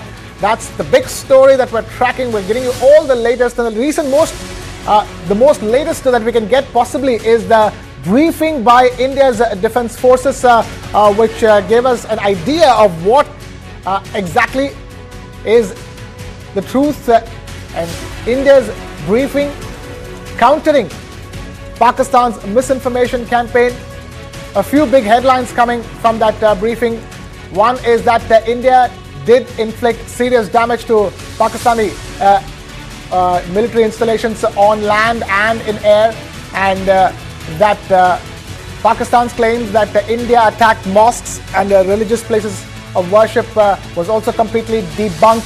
But the most important news at this stage is that India did announce that it will cease all firing and military action in land, air, and on the sea over the from 1700 hours actually. In fact, the ceasefire came into effect at 5 p.m. today. The announcements of the ceasefire came in at around 5:30 p.m. Post 5:30 p.m. India time. First, it was U.S. President Donald Trump who announced it on a social media platform, Truth Social, and then eventually it was announced by India as well. We have Ambassador Suresh K. Goel, former Indian diplomat, now joining us on this broadcast. We have Lieutenant General V.K. Saxena, former DG Air Defense, Indian Army. With us, we have Dr. P.K. Mishra, former ADG of the BSF, and Dr. Abhinav Pandya, counter-terrorism expert and CEO of the Usanas Foundation. With us, let me now begin by asking Ambassador Suresh Goel. Ambassador Suresh Goel, this is a diplomatic success for sure. It has been a long parleys and discussions resulting in the ceasefire. At a very crucial juncture, things could have escalated very quickly at that stage when the ceasefire was announced. Well, certainly very, very sudden, very abrupt, without any information or without any indication of what is cooking up in the background.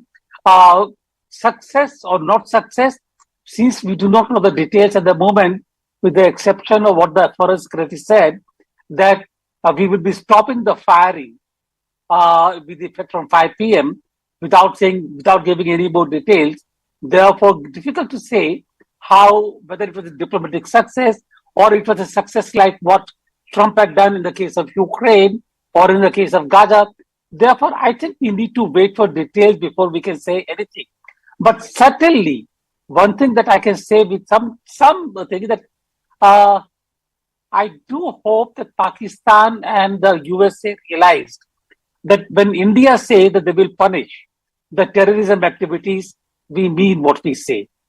And therefore, when we say that in future, all activities relating to terrorism will be considered as an act of war, I hope it is taken seriously, because I think India has suffered a lot, considerably over the last more than 3 decades, because of activities relating to international terrorism.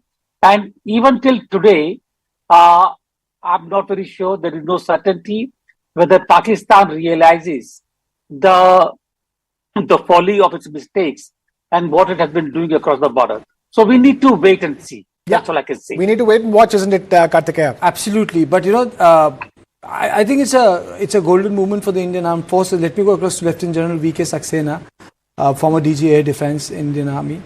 Sir, the events of the last 3 days, the stellar role played by our air defense system, where did we succeed? Where did we pin down, the Pak armed forces? And how did we shatter this narrative which Pakistan had always spun in last 20 to 30 or 40 years, that they have a better air force than ours? General Saxena. I will say that some very, very important lessons and revelations have come out in these 3 days of conflict. First of all, it has established beyond any doubt that drone power, small drone power, both in reconnaissance and attack, are the new tools of war, which, along with many others like misinformation, cyber security, cyber defense, etc., will dominate the scene. Now, this is not enough to just say drone, anti-drone. You look at the developments which is happening in last 3 days. What is one weapon which Pakistan has been brandizing and using in preponderance over the last 3 days? Everybody will agree that these are Pakistani drones. Now, that brings me to the question, is Pakistan such a big drone power that it can do such a lot of damage? And do we need to see beyond drones, beyond these little monsters? Yes, sir, we have to see. I will bring out few questions. First of all, Pakistan drone power has been built over a large number of long years and decades. It was in 1990s when they started to make their in-house STAR machine. What is STAR? It is intelligence, surveillance, target acquisition, and reconnaissance. Basically, reconnaissance machine. They imported from left, right, and center. China, ASN machine, Britain, Sniper, Germany, Luna, Italy, Falco, South Africa, Seeker. Now that is all gone. Now they are playing a big game with other players. They have not only made the Burak drone, which has got an endurance of 12 hours and a range of 1,000 kilometers. They are also taking no chances in building drone power through China, CH-4A and B, and Winglong 2. And who has come in their biggest support this time is the Turkish drones. Turkish drones are Anka drones, they are Bayraktar drones, and everybody is talking about the SS Guard Songa drones. Now, all these names may sound a little unfamiliar and so on. But look at the big game. The big game is what? The big game is there are small monsters and there are real big machines.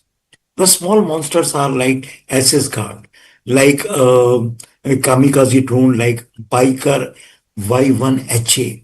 They were sent in large numbers. What is this game of sending in large numbers? The game of sending this large numbers is to ensure many things, to exhaust our air defenses by inviting radars to open up, missiles to fire, and then get to know our deployments, our gaps, our vulnerabilities, only to be exploited by bigger machines. Which are the bigger machines? Like TB, Bayraktar TB2, like Akinci drone, like Anka drone, like CH-4 drone. These drones are not only GPS guided, GPS controlled, they also carry laser guided bombs, laser guided rockets, they can carry precision munitions. And therefore, what is the big lesson for us? The big lesson for us is that we have to be prepared for this dual game, and do not show your cards initially when these little monsters make a beginning. And I salute my Indian Armed Forces that they did not fall prey to. There was misinformation in Indian media. Somebody is talking about S-400 being launched at some drone. It can be, nothing can be more foolish than this. And we never did that. What are we doing it with the drones? We are trying to kill them through soft kill by either RF jamming or by killing them through lasers or by killing them through non-kinetic and kinetic means. We are not opening up our critical radars, our missiles, our critical surface to air systems, short range, medium range. That is a lesson to be learned. And this big game of drone and counter drone has shown its hand, and it has shown how a weak and a fragile country like Pakistan, which is at a brink of economic failure, can muster up 543 drones in one night. It's not a joke. It's not a joke. It is a lesson to be learned that drone power is here to play, And we have to be careful to play the game better than the adversary. And we have played it better.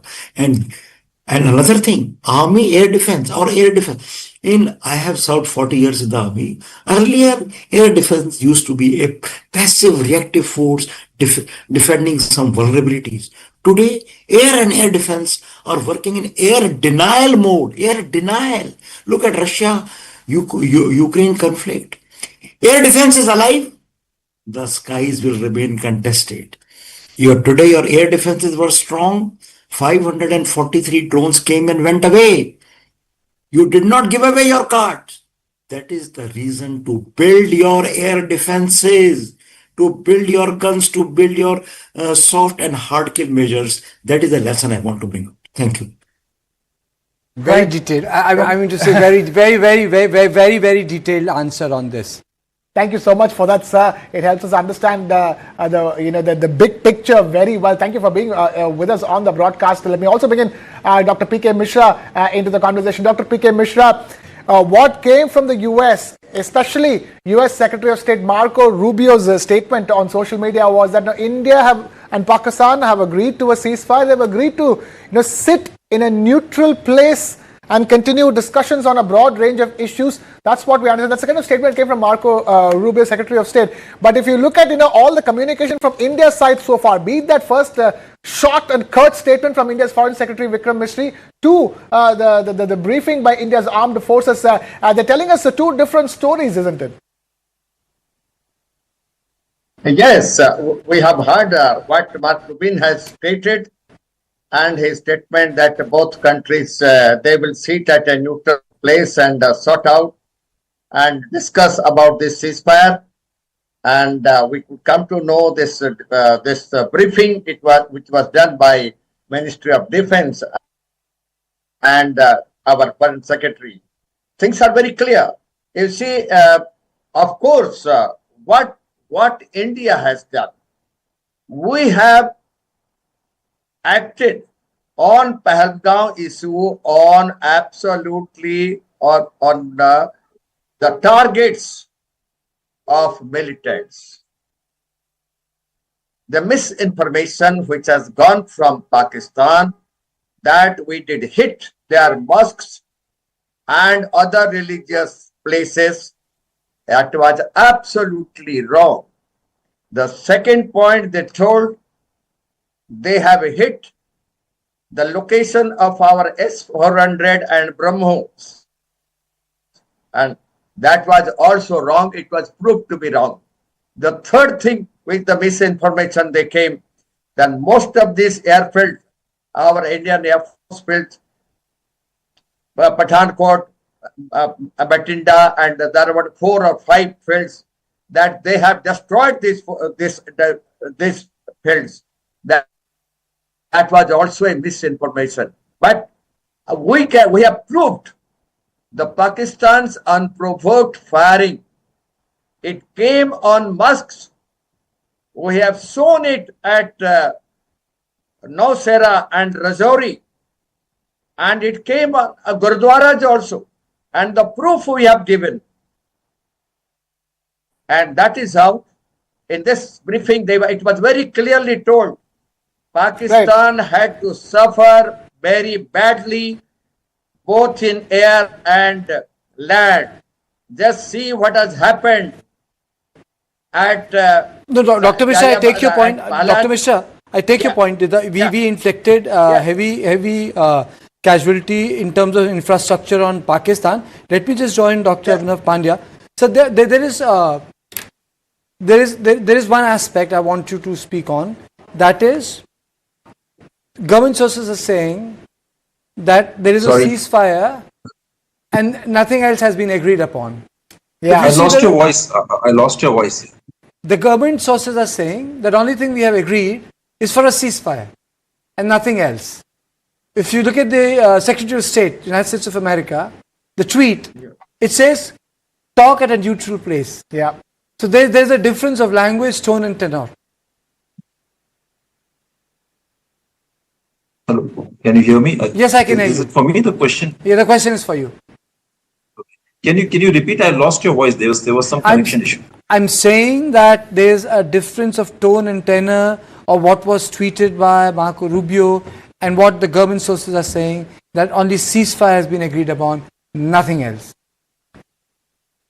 Well, I think that definitely there is some sort of dissonance between the different versions of ceasefire which are coming, and the way this was announced, it shows that this was pretty abrupt, and I mean, till yesterday it seemed that this is going to escalate, and things were looking very grim because Pakistan was attacking the civilian areas, and today just came to know about the ceasefire. So, I mean, it's very difficult to say what are the modalities and what are the conditionalities on which they have agreed. So, I think, it's difficult to say anything precise about this at this stage. But and another question is that how long this ceasefire survives, that's also a big question, because India has made a clear statement that any terror attack in the future will be declared as an act of war. But now, since Pakistan, they attacked civilian areas, and they kind of in the narrative war, they also showed that that they were giving a befitting reply. Now, what stops them from perpetrating more terror attacks in the future? That's a big question. And I'm told that over the last few days, when this shelling was happening, they've already infiltrated a large number of terrorists and Fidains in Jammu and Kashmir. Now, I mean, just after a few days, or let's say after a month, if they continue with their terror attacks, what's going to stop them? So regarding this ceasefire, I mean, I think that this, to me, it looks very weak and very uncertain. Something similar on the lines of the ceasefire between Israel and Hamas. And it seems that we really need to evaluate what we got out of this engagement over the last 4 or 5 days. In terms of what strategic gains or tactical gains we made, or if we did not make any gains. So we really need to evaluate that, and also we need to think about the future trajectory of how this is going to unfold. I feel that we have ended up with more embittered and emboldened Pakistan. And if they continue with their terror attacks, what is the future strategy that we have? Now, I think we need to think in terms of something very lasting and a very effective solution for Pakistan. Ad hoc based solutions. Logic, but I can reverse this logic. Dr. Pandya. Ambassador, the whole thing can reflect very poorly on Qasim Munir also. I mean to say, his days can be numbered. I think he has come out looking poorer. Can I make a comment on this? Can I see in Pakistan? Okay, fine. I'll come to you, Dr. Pandya. The question was to the ambassador. Can you please unmute yourself, sir? In a sense, it does reflect very poorly on Qasim Munir, because Qasim Munir had a particular target in mind when he began the entire operation. And if he has been compelled to stop the operation before he could be where he wanted to be, he does. But you see, Karthikeyan, the problem is that we do not know what objectives did Qasim Munir had in mind. We do not know exactly where he's going to be. If the whole thing ends in the middle like this, and as somebody was saying, will this continue as an act of war by Pakistan? Are they going to inflict more injuries on India? We need to wait and see. At the moment, it just appears, and I'm sorry that I'm using a very informal kind of language, that just like President Trump is, that he has had the satisfaction of saying that, yes, look, I negotiated another ceasefire between two warring countries. That's about it, really. Therefore, we should wait and see. Maybe there is something good. For example, IWT, not IWT, I'm sorry, but IMF giving the loan of $1 billion, the tranche to Pakistan. Were there any conditionalities attached to it? Was there some understanding reached with Pakistan before IMF cleared it? Please remember that USA actually has a major say in the decisions of the IMF. So we do not know everything at the moment. That's all I can say. Fact of the matter is, before this, before the news broke, and both of us were in a studio, Krishna and me, there was a small release by the government of India. Any further act of terror would be treated as an act of war. And then came the announcement. So that's also significant, sir.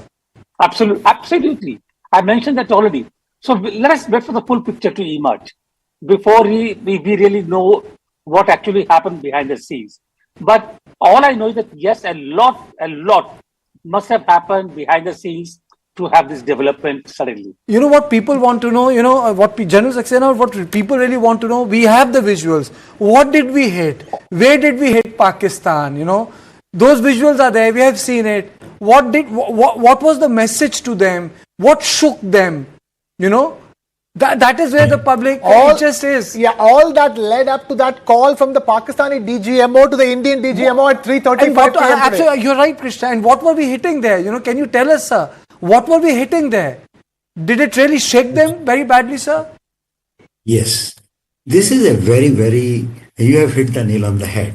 But before I attempt that answer to your question, let me just quote Dr. Aminav. I think he's made a fantastic point. You see, 22nd April, when the terror attack happened, what India said? On 7th May, we replied, terror versus terror. We struck 9 terror camps. That's it. And we said, we are measured, we are focused, we are non-escalatory. And if you escalate to anything more, we will reply. So then they escalated to military facilities of Avantipur, Pathankot, Ambala and so on. We took the latter. See what has happened. People say, if there is a tree which is giving poisonous fruit or venomous fruit, you pluck the fruit and throw away. Do not touch the tree. Then what will happen? After some time, again, venomous tree, the fruit, poisonous fruit will again come. That is what Dr. Abhinav was telling.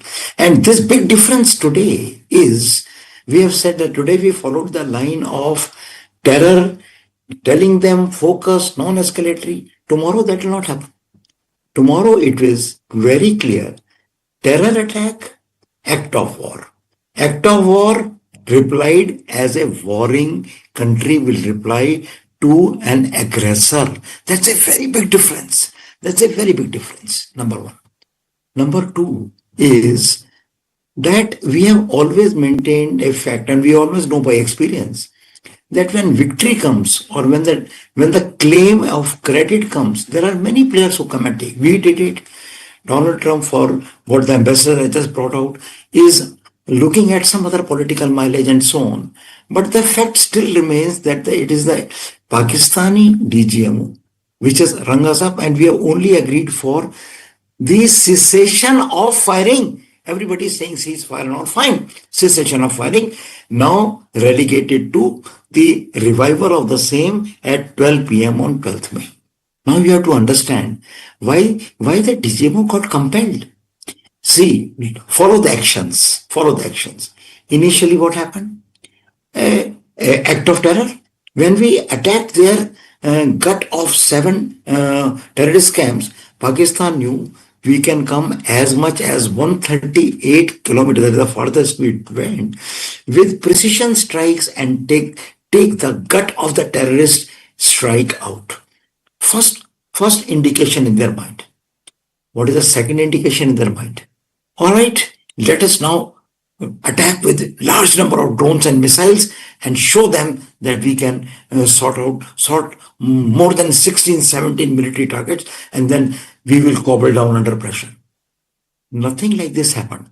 Neither our counter air operation, neither our air assets got damaged, nor our air defense got silenced. In the meantime, Pakistan realized, oh my God, one strike by one of the weapons, which I will not say it in open source, actually destroyed a very critical surface-to-air missile complex of HQ-9B. Gentlemen, HQ-9B has 48 missiles. It has got 48 launchers, 192 missiles. It has got a radar called HT-233D. We just took out precisely the radar. Once the radar is gone, we blinded the system. So what is the next message which went? Oh my God, our air defenses are not secure, and these guys know how to hit them precisely. They escalated to say that now will let us do some strikes by JF-17, did some fake propaganda. JF-17 went and struck this, our F-16 gone, our S-400 gone, misinformation. But their air forces started saying, sir, Chaklala is gone, Rafiq is gone, Murid is gone, Rahim Yar Khan is gone. So much damage is already taking place on our assets. And what is Pakistan's biggest strength? Is the strength to strike us across the border by two things. What are the things? One is air, and what is the other? The other is their missile power, the rocket power. They have Fatah missiles, which are for 180 kilometers and 400 kilometers. They have Hataf series of missiles. Hataf 1, Nazir, Abdali, Ghaznavi, Shaheen, starting from 70 kilometers to 2350 kilometers. Then they tried to do the misinformation with nuclear card. When they say this card is not working, because India is not stopping, continuously destroying our air assets and air bases, and our card is not working, then the DGMO, not the DGMO, the country realized that our economy is down. 1 billion is to feed the hungry mouths and to feed the army coffers. We cannot sustain. There is a statement by their air marshal that you are pitched against an 18 million army of 6 million. You are pitched against a 31 squadron with 18 squadron. You are pitched against Agni Prithvi missiles with your aging Ghaznavi and Shaheen. He said so on media. The candle started to light. Oh my God, stop it. Because this is not the India of earlier times, which will cobble down and non-ahimsa and non-this and the unfinished agenda and so on. I don't want to speak on the open forum these things. They said, enough is enough. It is not the Indian DGMO who rang up. Who rang up? Pakistani DGMO. Part of I have served in DGMO, sir. I have been a director in some section I will not name, and I know that there is a direct war connectivity, which used to call it hotline, to DGMO's talk. I have been a witness to it. If some DGMO, how do we connect the DGMOs? In normal MO directed, the staff, both sides say, yes sir, I am on, yes sir, I am on. All right sir, I am putting on the DGMO, I am putting the DGMO. Tuck, the DGMOs come out. It is regular and together. Today, Pakistani DGMO rang up the Indian DGMO, sends a message, and the message which I tried to explain is when the destruction goes beyond the threshold which you can sustain, when your perception of the nuclear bogey is not making any headway, then you start seeing the reality and you act accordingly. Thank you. Wow. Lieutenant V.K. Saxena, I couldn't have put it better, helping us understand. That call is, even Dr. P.K. Mishra is in complete agreement with me. We're smiling at how well you managed to encapsulate it with your words as to what exactly happened. It was, not until the Ministry of Defence's or Indian Armed Forces' media briefing that we heard that sentence, that at 15:35 hours, Pakistan's DGMO called India's DGMO. None of this became clear until that point. So, and now we understand that little sentence has so much meaning, isn't it, Dr. P.K. Mishra, that it was the Pakistani DGMO who called Indian DGMO for that, and that's not the usual standard operating practice, so to speak. Yes, in fact, he was forced to speak.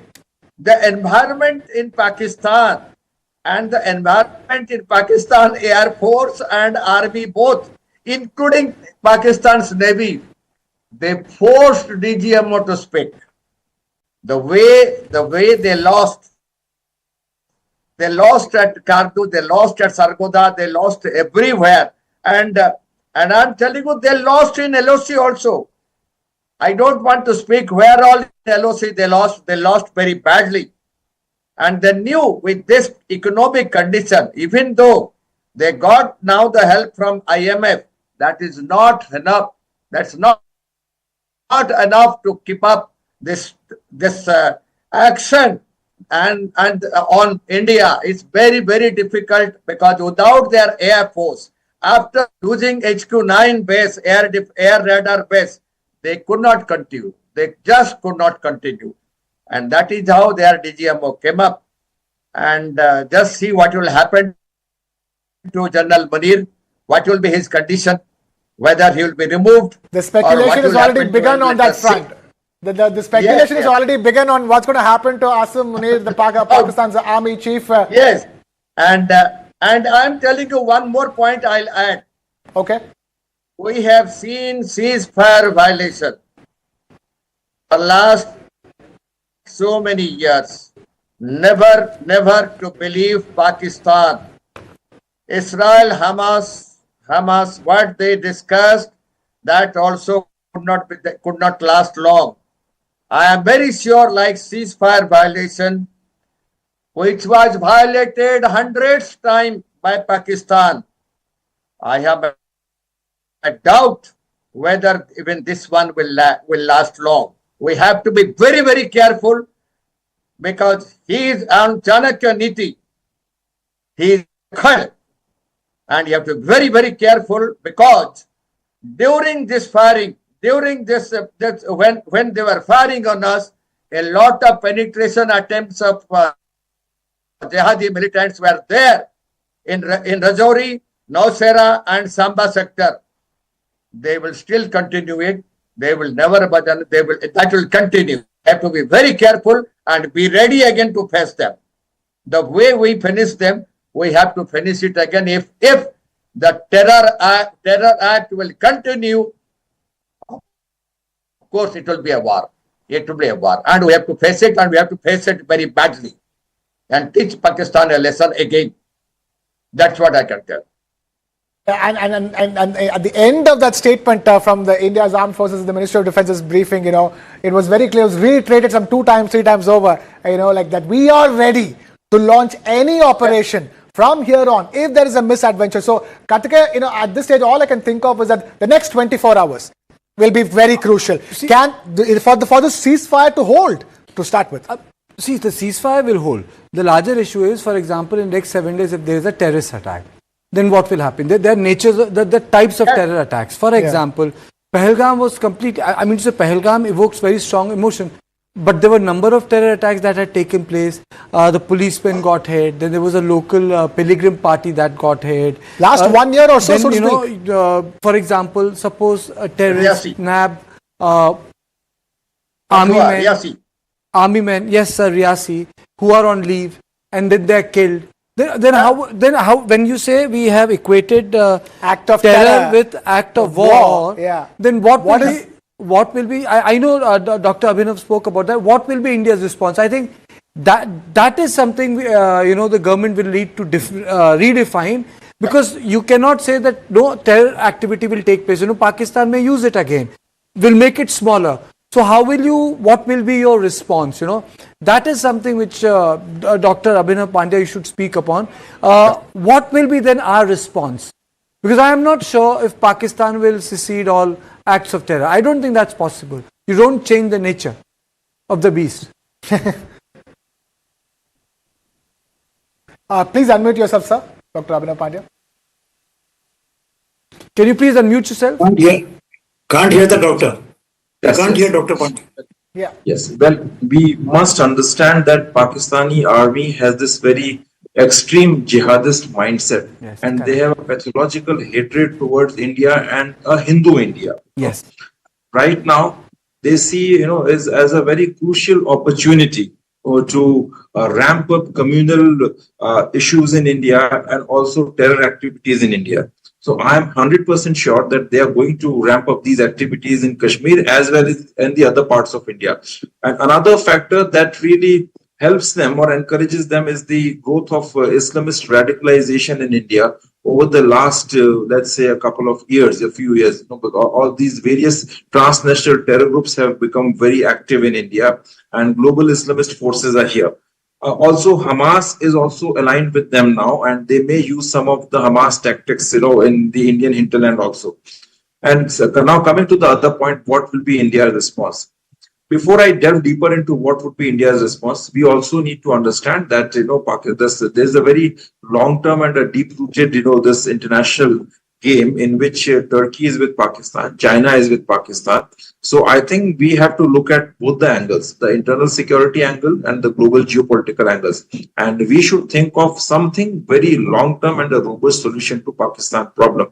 I will not be surprised, because that if in the future any escalation takes place, India will have to move its ground forces in POK, supported by a very robust air defense, and go for a concrete action. And I think, in my opinion, balkanization of Pakistan is the only solution that you need to exercise in Pakistan's case, and I think we should really start thinking about it. There is a tendency here that if you talk about it, people tend to call you hawkish, and people tend to call you like some kind of a dreamy thinker. I don't think that's the case. Well, if India really wants to make a strong strategic footprint at a global level, you need to come out with a final solution for an errant enemy which doesn't understand the language of rationality. And after, beyond the point, you're not left with any other option. Let's say, in future, if they again, conduct be the devil's advocate. Dr. Abhinav, let me be the devil's advocate. In this conversation, let me be the devil's advocate. If you're saying the balkanization, then we are saddled with the case of Bangladesh. Look at how it has taken a full circle. We thought there's a Democrat who has come in, but he's a radical Islamist. He has unleashed very strong Islamic forces in Bangladesh, Muhammad Yunus. In Bangladesh's case, I think it was a major lapse on our case. Let me be very upfront. The radical Islamists were growing in that country, and one must understand that in any Muslim majority country, democracy is ultimately going to fail. You either take the example of Iran, Syria, whatever. Ultimately, all these Islamist radical organizations, they control the society, they control the narrative, and they force the ruler to get out, whether democratic or even the dictators. So this was bound to happen in Bangladesh. I'm not at all surprised. And Jamaat-e-Islami has a very strong hold there. But but the problem, I guess, is also with us. If you are surrounded by such devilish enemies around you, who believe in a totalitarian ideology and who kill you for your religious identity, then I think you need to come out with an appropriate response. You need to have a long-term strategic doctrine. How can you allow organizations like PFI and Jamaat-e-Islami to flourish in your country? Today, I was coming to my city from one airport, and I saw a few females totally dressed up in burqa, and they refused to show their faces because the security guard had to match the iCard face with their faces. So I think we need to have a very robust strategic understanding of this ideology, of these issues, and I don't think balkanization of Pakistan will be a problem. See, Balochi resistance movement is a secular resistance movement. If Balochistan becomes an independent country, they will be a friend to India. Secondly, if the Pashtun areas become independent, if Taliban takes over them or the Afghanistan takes over them, I think we don't have a problem because India enjoys a very robust goodwill in Afghanistan. And regarding Taliban also, I must say, though they are definitely a radical Islamist organization, but as far as India is concerned, they don't have those transnational ambitions like Al-Qaeda. They are connected with them, but still we can use them as our tactical allies. Now, remaining part comes to Sindh. Even Sindh is not happy with Pakistan. So once you are left with this Punjab province, which is the hotbed of terrorism, you need to make them dysfunctional. You need to punish that radical jihadist army. And once you neutralize, once you defang them, then you need to come out with a robust solution to... Abhinav, it's a long debate. You know why? Because Americans tried de-Baathification of Iraq, and I don't know what happened. It ended up creating an ISIS. That's different. My friend, de-Baathification of Iraq, that's a different case. I guess the geopolitical, the local dynamics in this area are different. We'll have it. I don't want to lose this opportunity. I want to go back to General Saxena very quickly. And then, he also has a question. I want to know, why didn't Pakistan use airplanes this time? Last time there was a dogfight. Why didn't they use their planes? When they said we have what you said J-17s, 4.5 generation. Why didn't they press them into action, sir? I didn't get your question. Say again. So why didn't? Okay, please ask my question. No, you ask my question. Yeah, we were asking why didn't Pakistan not use the Air Force this time around? Last time they did it. Yeah, you see the game. And before, sir, take my question as well before you start answering. One is, why didn't Pakistan use the Air Force? And second is, tell us from here on, what should India be doing? Tell us that as well. Yes. You see, using an air force of yours and crossing into the other country's territory, either for a preemptive strike or for strikes which are on the targets, is a different threshold of combat. Is a different threshold of combat than the ones which are sending hundreds and hundreds of drones into your country along with rocket artillery and missile fire in trying to achieve something for which the bigger game is waiting. They said that if this aim is achieved, like I was trying to explain, what is the big game? It is not 71. It is not Kargil. It is 2025, where drones have emerged to be the vehicles of choice in starting the war and also carrying it out to a long time. You know, Ukraine is the only country in the world which has a separate arm controlling only the drones. And they have claimed that at one point at peak of their capability, 2 million drones a year, then I'll say, they'll say 1 million if support given 2 million. Now you see this drone power, like I said, why this thing was escalating? Things would have escalated further. But when they are achieving their aim of carrying out their strikes, finding out our gaps, finding out our deployments to be supported by more lethal drones, more precise strikes, things would have worked. Now, if you see your own Air Force also, we only used standoff precision bombs. We also did not have the combat did not escalate to that level of threshold where ground forces and air forces would have engaged. That is only my humble understanding. But my information is only open source. It does not have any official endorsement. But it's my thinking that it is the drone and counter-drone warfare which actually has become the order of the day to take the combat from one level to another level and the next level. That is where it is not a choice why they didn't use. The situation was still developing. And also, as somebody, I think again, Dr. Abhinav said, let us not make too much of this ceasefire and this word that every act of terror will be treated as an act of war. The situation is still developing, as Ambassador brought out. Let it emerge. Let us understand as to what is the connotation of saying that every act of terror will be considered an act of war. And how will it play out in future? It is still very, 3:35 is just about 3-4 hours before. Yeah. Let us wait and watch. Absolutely. Yeah, let's wait and watch. I agree with you. Completely agree with you. Lieutenant General V.K. Saxena, thank you so much for taking time out to be with us here on this broadcast. Lovely. K. Mishra, Dr. Abhinav Pandya, thank you for being with us on this broadcast. Jai Hind. Jai Hind. And with that, we are taking a very short, right now we will go back and listen into what the announcements that were from the Indian front. First, from India's Foreign Secretary, Vikram Misri, and then from India's Armed Forces, the briefing by the Ministry of Defence. Let's listen in. Director General of Military Operations of Pakistan called the Director General of Military Operations of India at 15:35 hours earlier this afternoon. It was agreed between them that both sides would stop all firing and military action on land and in the air and sea with effect from 1700 hours Indian Standard Time today. Instructions have been given on both sides to give effect to this understanding. The Directors General of Military Operations will talk again on the 12th of May at 1200 hours.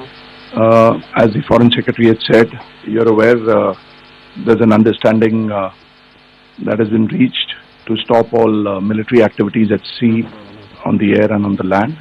And the Indian Navy, Indian Army and the Indian Air Force have been instructed to adhere to this understanding.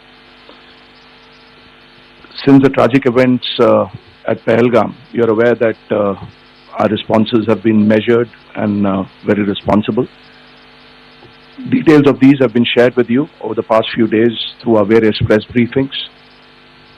what has also happened is that there is a significant amount of misinformation that is being undertaken from the other side.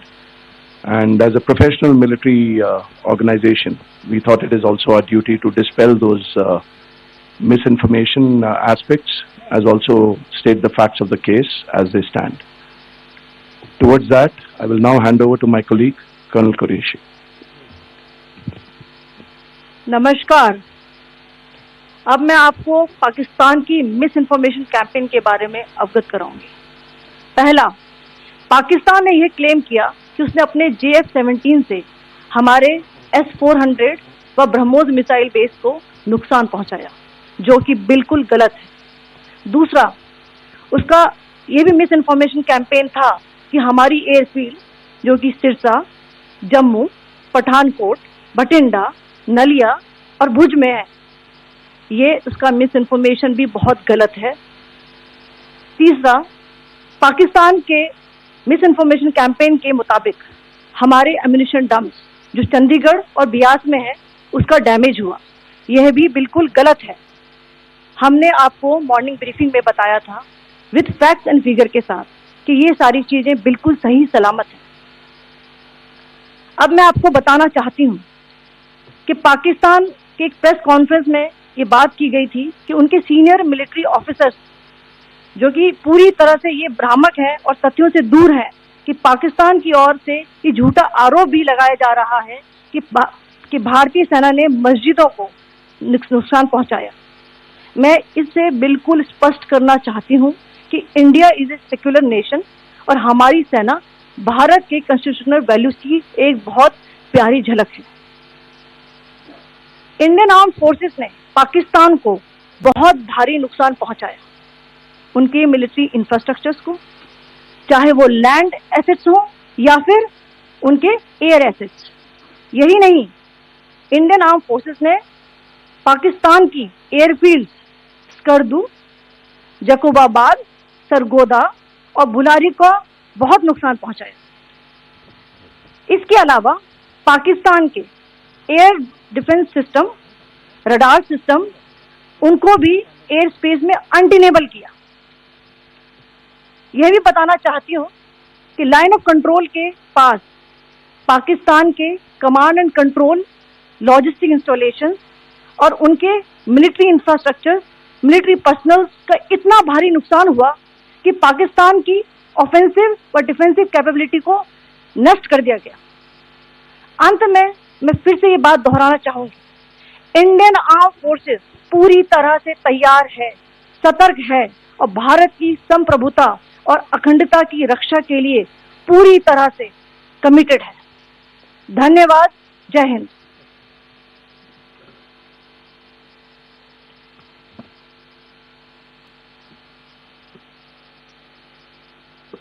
Several attempts were made by Pakistan on spreading a misinformation campaign, as we have seen for the last few days. There were attempts made to say that our S-400 at a northern base was destroyed, which was completely false, and that it was destroyed by a JF-17, it was a false information. Also that the BrahMos installation was attacked and it was destroyed was false. The destruction of airfields at Srinagar, Jammu, Pathankot, Bhuj, Nalia, etc. was also a false claim. The forward ammunition dump at Chandigarh and Beas are also fit and fine, and we showed you these in the photographs in the morning briefing today. Also, there was a certain different way of miscampaign that the Pakistan conducted by its press conferences, which was conducted in a manner which was completely misleading and devoid of facts. Pakistan has been spreading fabricated allegations that the Indian armed forces have targeted mosques. Let us make this very clear here, that India is a secular nation and the Indian armed forces are a reflection of our constitutional values. We hold every place of worship of all faiths in the highest regard. Our operations have been aimed exclusively at terrorist camps and facilities being used for anti-India activities. No religious sites, I repeat, no religious sites have been targeted by the Indian armed forces. Over the past few days, as we have seen, Pakistan all has suffered very heavy and unsustainable losses after it has given us an unprovoked attack on our installations. It has suffered losses in both land and air. There has been an extensive damage to the crucial Pakistani air bases like Skardu, Sargodha, Jacobabad and Bholari. In addition, a loss of AD weapon system and radars made the defense of Pakistani airspace untenable. Across the line of control, extensive and precise damage to military infrastructure and command control centers and logistics installations. In addition to that, 2 military personnel had led to complete breakdown of its defensive and offensive capability and also Pakistani morale.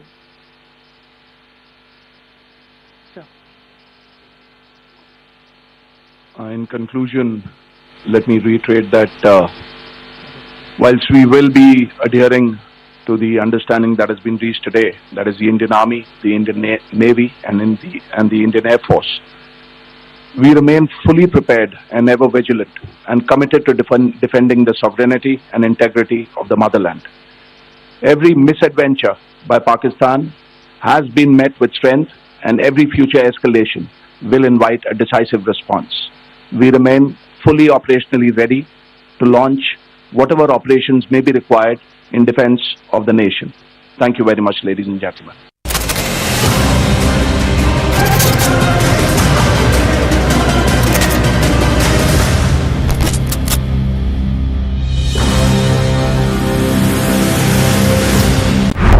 बेबो का एक ही rule, रोज खाओ अंडे without भूल। Cause eggs are cool, cool, cool. Yes, eggs are cool, cool, cool.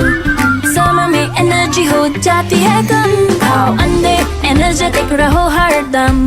Strength और power मिले हर रोज with proteins and minerals का daily dose. Eggs are cool, cool, cool. Yes, eggs are cool, cool, cool. Yes, eggs are cool, cool, cool. Sunday हो या Monday, रोज खाओ अंडे।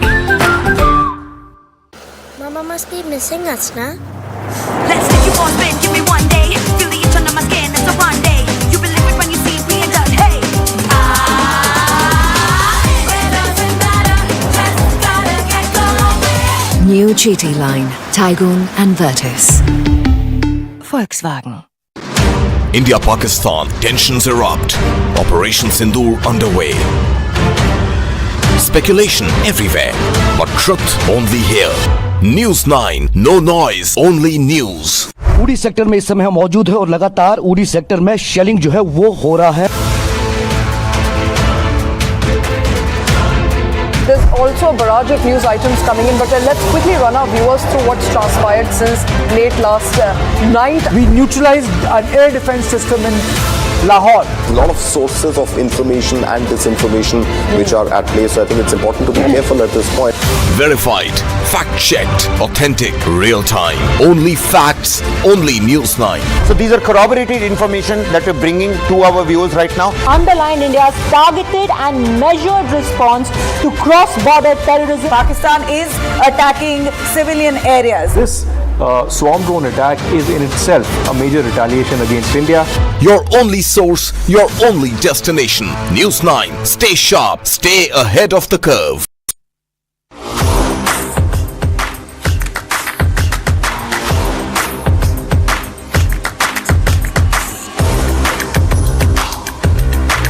This is India's #1 news network, and you're watching News 9. English news as it should be. The big headlines: India and Pakistan announce a full and immediate ceasefire after mediation by the US.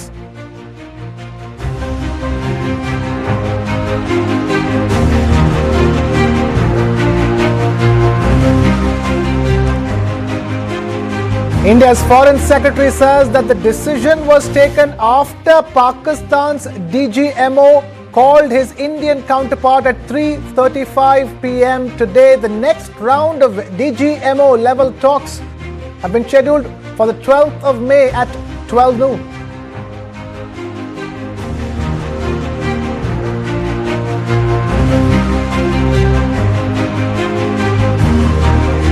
India's External Affairs Ministry says that India stands resolute in its stand against terror.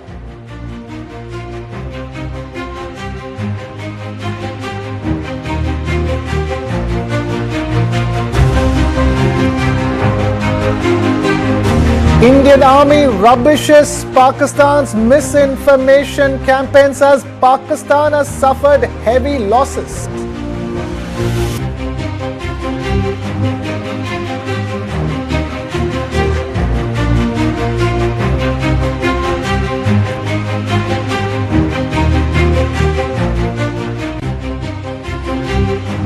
The big story, there has been a ceasefire that has been agreed to by India and Pakistan after the United States of America, led by President Donald Trump, mediated talks. And after the announcement of the ceasefire, Prime Minister Modi chaired a high-level security meeting with India's Defence Minister Rajnath Singh, India's External Affairs Minister Dr. Jaishankar, National Security Advisor NSA Ajit Doval, the Chief of the Defence Staff General Anil Chauhan, and the Chiefs of the Tri-Services. Visuals on your screens are of that high-level meeting chaired by the Prime Minister after the ceasefire was announced. Bear in mind, it first came from US President Donald Trump when he posted it on his social media platform Truth Social, and then it was Secretary of State of the US Marco Rubio who followed suit, and eventually there was an announcement from Pakistan's Foreign Minister, and then the briefing by India's Foreign Secretary and India's armed forces that confirmed the fact that all military action have been seized as of 5 p.m. today, 1700 hours. That was the official announcement. The ceasefire called at 5 p.m. today. We have Ambassador Prabhu Dayal, former Indian diplomat, Major General S.P. Asthana, author, Director, USI of India and former DG of the Infantry, Air Marshal V.P.S. Rana, Defense and Strategy expert, and we have also Patikrit Paine, Foreign Affairs expert, now joining us. Thank you all of you for being with us on this broadcast as this big story continues to break and we continue to track all the latest developments. Ambassador Prabhu Dayal, one is the fact that these were, from the looks of it all, back-channel talks that eventually led to this ceasefire. But one can't help but think the fact that the Pakistan was squeezed. It was put into a corner where it had no option but to agree to the ceasefire. Well, thanks for having me on your show. You're absolutely right that Pakistan was squeezed into the corner. It was taking a very heavy beating. And although it was putting out a lot of fake news, such as the fact that it was downing Indian fighter jets and that it was destroying the Indian anti-aircraft missile air defense system, the fact is that people realized this was fake news. There's an old saying, you can fool some people for some time, but you can't fool all the people for all the time. And even Pakistanis knew that their government was putting out fake news. So, there is no doubt that the costs of the escalation were becoming too high for Pakistan, and the authorities there realized that if there is further escalation, then the cost would become unbearable. We all know that the Pakistan economy is in shambles. It can't take such heavy costs. So the beating that we were giving to the Pakistanis had a telling effect, and the Pakistanis found that there was absolutely no way for them to continue to escalate, and that is why the DGMO made this call to his counterpart in India and sought the ceasefire. Now, there is no doubt that the Americans also played some role. In fact, President Donald Trump was the first one to put out this news of the ceasefire. Now, what could have gone on? We were all very upset when at the IMF meeting, Pakistan was given the loan of $1 billion. But putting things in perspective, it is not unlikely that this loan was facilitated and agreed to by the US government on condition that Pakistan agrees to a ceasefire. Because there is no doubt that the Americans also knew what Pakistan was going through, that it was getting a beating, that its finances were in distress. So to give this sort of financial package perhaps was a way to soften the blow for the Pakistanis and make them take recourse to the route of the ceasefire. But all said and done, this is a very good development. However, it doesn't mean that the danger from Pakistan comes to an end. Yeah. Because it's in their genes to try and harm India. Their generals have always spoken about bleeding India by 1,000 cuts. So their psychology is not changing. Their genes are not getting altered. But given the situation, they have taken a retreat and they are on the back foot. They don't want to escalate. They prefer a ceasefire. If that happens, very good. As our Prime Minister has said, this is not an era of war. India doesn't believe in war. Yeah. We had only intended to strike at the terror camps, and we achieved that. And if the Pakistanis don't want to escalate matters further, it's good for everybody. That's right. After 4 days of hostilities, India and Pakistan have finally agreed on a ceasefire. That ceasefire was agreed upon.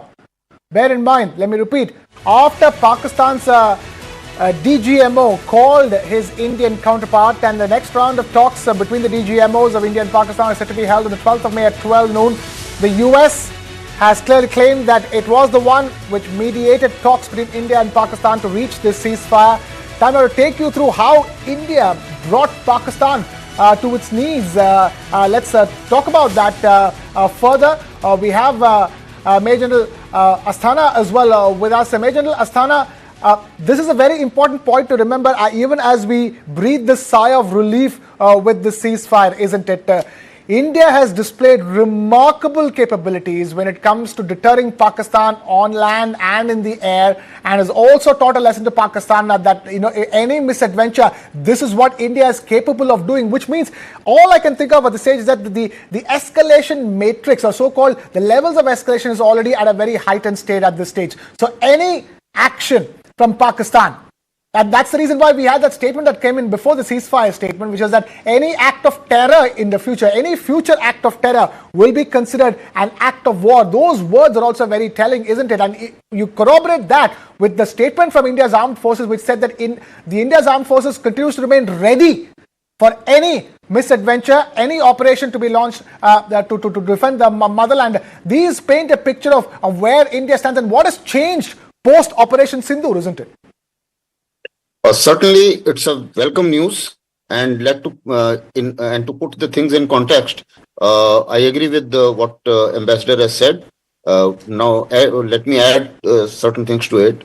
Firstly, there is no doubt that after this episode and these exchanges in last 3 days have shown the professionalism of Indian military and the preparedness of Indian military. The way every single drone was destroyed also showed the kind of air defense, their training, their capability, the equipment and the integration of the equipment and man-machine integration. That's as far as the military part is concerned. As far as the diplomatic part is concerned, our message was very clear initially that we are destroying the terror infrastructure and it is not escalatory. Now, apparently, the moment that happened, and once we launched the operations on 7th of May, Pakistanis knew what the cost is, and they ran to USA and they tried to perhaps convince them how to stop India. Although on ground they were putting a brave front by sending some drones initially without ammunition and subsequently with ammunition, and perhaps to convince their local population that they are still very strong and they command they need some kind of respect in that context. So that was one. But this episode exposed so many things. One was the terrorists' funeral being attended by their chief, by the military officers, and that was, I think, we played up to all over the world. As far as the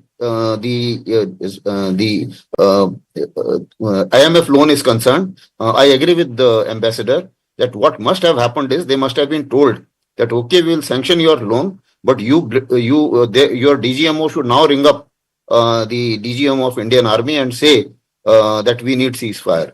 And that is why I think at 3:30, Pakistani DGMO rang up the Indian DGMO, and that's how, and that was perhaps agreed upon. And of course, that's not the usual standard operating procedure, isn't it? It's like, both the DGMOs usually when they have a call on that hotline, the direct line between them, they both come at the same time and they're told that no, their counterpart has been put online. That's when they have this conversation. This time around, it was different.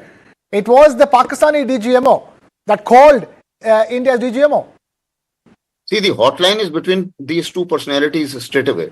So, but the question is to get onto the telephone and speak. That initiative was taken by Pakistani DGMO. Yeah. And it's not by choice. He has been told to do it because the cost was very high. Yeah. They knew that there is a very heavy economic cost to pay. Now, let's put it this way. I'm amplifying. This does not mean that their idea of terrorism has ended. This also does not mean that the threat of terrorism has gone. Because the terror factory will continue to invent new methods to harm India in some manner or the other. But what is happening is that we went with the aim to punish the terrorists and give a strong message. That has been done. If we go by an unrealistic aim like Netanyahu, that I will finish everything, America took 20 years of fighting in Afghanistan and still I think all terrorists are not finished. So there is a difference between a realistic aim and a practical aim and a strong message. Right. So this part I think has been done, and India has agreed with a strong message again that any act of terror hereafter will be treated as an act of war. So we have kept that option open. As far as the non-kinetic measures are concerned, we haven't heard anything about it because Sindoor, the Indus Water Treaty still remains, is still in abeyance, and we certainly would like to utilize all our water which is due to us. In fact, Major Lastana, not just Indus Water Treaty, we haven't heard about anything else. All the other actions that have been taken by all India. Other actions are still in place till somebody briefs us to say that, okay, those actions no longer exist. All right, fair enough. Let me bring in Air Marshal VPS Rana as well into the conversation. Air Marshal VPS Rana, it's an important moment, but all said and done, the state of war, the state of play has completely changed. It is Pakistan which has managed to get a bailout because it is going to agree to this ceasefire. Yeah, absolutely. I mean, I think Pakistan has been pushed to the corner and they had no choice but to come to this table and seek de-escalation. They've been trying it for, I think, for last many hours, if not the previous evening. But the indicators of the IMF loan, I think, was one when, against our expectations, it was given. So I think there was indication that probably Pakistan would be given this conditional loan and thereafter would be forced to come down. Similarly, on this today, when this thing had come, when we said that we will act and we will treat any terror act as a part, as an act of the war, I think that was another indication that probably now things are coming down, and now we are trying to redefine our status and our standing, that hereinafter nothing of this will get tolerated. Obviously, there are international pressures to settle the issues, to come to the halt. But I think we are in a position of strength today. We have put our cards right. We have done all our actions correctly. We have shown the path to, we have shown to Pakistan that what can be done with our precise and calculated, but yet very, very effective operations. So I think for us, in any case, it is in the interest of everybody that war does not take place. But should we stop here is anybody's guess. Will Pakistan stop here is anybody's guess. Like General Asthana also said, to expect Pakistan that their entire terror factory will get neutralized, I think it's daydreaming. But we have to find ways and means to continue to strangulate Pakistan through non-kinetic means. We should not come down on all those issues. We've been wanting to negotiate IWT for a very, very long time. For almost last 3-4 years, we've been, after Pakistan to come to and renegotiate IWT, which was completely in Pakistan's favor, and it does not favor us at all. So under the changed circumstances of the climatic changes and the many other issues, demographic changes, this treaty needed a renegotiation. And that is also one of the reasons why World Bank is now saying, no, it is between two of you. And they've just said that we will come to table, only both of you agree. So all these non-kinetic means, I think we must continue. We must not let our thing. But one thing that we should do, and I'm sure our armed forces are doing, every time there's a conflict, we do that. We assess the situation. We see where, what were the tactics used by them, what was their intent, what was their deployment. I'm sure we have gathered a whole lot of this intelligence, and based on that, we refine our strategy, refine our actions for future. So, we were very quick. I'm just going back a little other thing. We were very quick when we got struck by drone in 2021. And that time, none of this, the drone warfare had not come into focus then. But we were very, very quick. Jammu Air Force Station was struck. We were quick to grasp that and develop the drone warfare capabilities. From then on, we did a lot of indigenous improvisation, modification of our own weapon systems. And see, this is where we are today. Those very drones, which otherwise had created so much of nuisance in Ukraine-Russia war, we were able to handle it well. So this is how you approach every situation. In this case, whatever has happened, we have demonstrated our capabilities, but I'm sure we need to refine quite a few tactics and continue to keep our guards up, because the ceasefire basically means that the recent escalation has now been stopped, has been put in deep freeze mode, but doesn't mean that our ability, our deterrence, our ability to deter any future attacks we need to take the guard down by any stretch of imagination. Pathikrit Paine, foreign affairs expert, also with us. Pathikrit Paine, we've seen Pakistan go crying to the US on many occasions over the past many years, from 1947 when India raised Kashmir to the UN, till even Balakot in 2019. This has been a very familiar pattern with Pakistan, isn't it? Well, it's a familiar pattern we have been seeing from the time of Prithviraj Chauhan. We keep on forgiving the adversary. The adversary comes back with larger, power to, create more problems for us. So we have to be very careful. I have the highest respect for government of India. We have spectacularly, the armed forces have performed. Modi government has tremendously invested in military modernization in the last 10 years. And all of that was visible in the way India performed in the last 3-4 days. The Operation Sindoor itself has been a classic example of India's capabilities. But it was only yesterday that, Pakistan launched tactical ballistic missile towards Delhi. Today, we can't keep on saying that this is not an act of war. Today, we can't say that, oh, they have agreed to a ceasefire. I mean, they will heal, recover and come back again. On the positive side, it is true that today, Government of India has made it very clear that any future act of terror will be declared as an act of war, and eventually actions will be taken. But I strongly agree to what General Asthana said, that we should not have unrealistic expectations that we should completely dismantle the whole of Pakistan. That's not possible.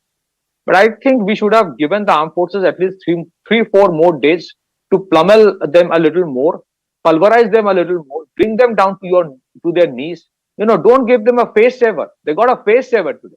And let me tell you, if we say that the IMF loan was conditional, yesterday evening the loan was sanctioned. By night, they were launching tactical ballistic missiles towards us. So what kind of condition was the Americans putting? It is just that the Pakistanis knew that today morning, the way the armed forces performed, destroyed most of their major air bases. They have been devastated. The air defense system has been totally dismantled. So, like Mohammed bin Ghori, they raised their hand and surrender, and we agreed to it. Now tell me, what is the guarantee? And I'm sure the government also knows that they will come back again, and I'm sure the government knows it better than us. So there will be preparation. But I think, have we done enough? What was our end objective when they started that barrage of attack on us? They attacked us. They just attacked us. So, and I always believe that when they have an attack like this, your response has to be disproportionately high to create a bar of consequence.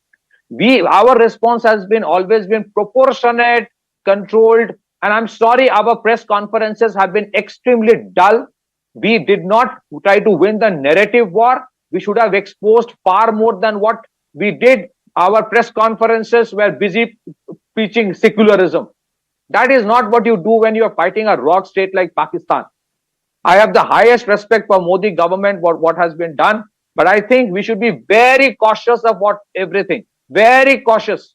You're dealing with a rogue state which was fighting for terror. Please understand, Pakistan was fighting for terror in the last 3 days.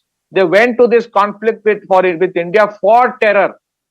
And it has been rewarded with a $1 billion loan. And it was a given. The West has always kept Pakistan afloat so that they can keep on nurturing terrorism. So that they keep on, create problem for us. We should have no illusion. And I have a very big problem that the first information was given by Donald Trump. Who is he? With all due respect that he is the President of the United States. Why is the first tweet not from the government of India? Why is it from him? That is where I think we should, and please understand, there are cost-benefit analysis. Of course, we are a $5 trillion economy aspiring to be one. We have to think about economy. We have raised the bar of consequence. We have told them. But you are dealing with a rogue state. So we have to be very careful instead of being celebratory today. From today onwards. Point taken. Stay with us, Patikrit. Paina, you're talking to us about, the narrative that's very important over here. Talking about the narrative, let's listen into what India's Foreign Secretary Vikram Misri had to say when he came out to announce that ceasefire. Director General of Military Operations of Pakistan called the Director General of Military Operations of India at 15:35 hours earlier this afternoon. It was agreed between them that both sides would stop all firing and military action on land and in the air and sea with effect from 1700 hours Indian Standard Time today. Instructions have been given on both sides to give effect to this understanding. The Directors General of Military Operations will talk again on the 12th of May at 1200 hours. Well, that was a statement from Vikram Misri. Meanwhile, India's armed forces carried out precision attacks on Pakistani military targets. India struck 11 air bases after Pakistan used UCAVs or unmanned combat aerial vehicles, UCAVs, and drones and long-range weapons and loitering munitions and fighter aircraft to target civilian areas in India and also India's military infrastructure along the western border. Now, addressing, as part of the government briefing, Foreign Secretary Vikram Misri alongside Colonel Sophia Qureshi and Wing Commander Vyomika Singh said that Pakistan continued to provoke India through aggressive actions along India's western border. And they said that it was a deplorable and cowardly act when Pakistan attacked civilian areas including a medical center and school premises. Now this was the first briefing of the day before the ceasefire was announced eventually.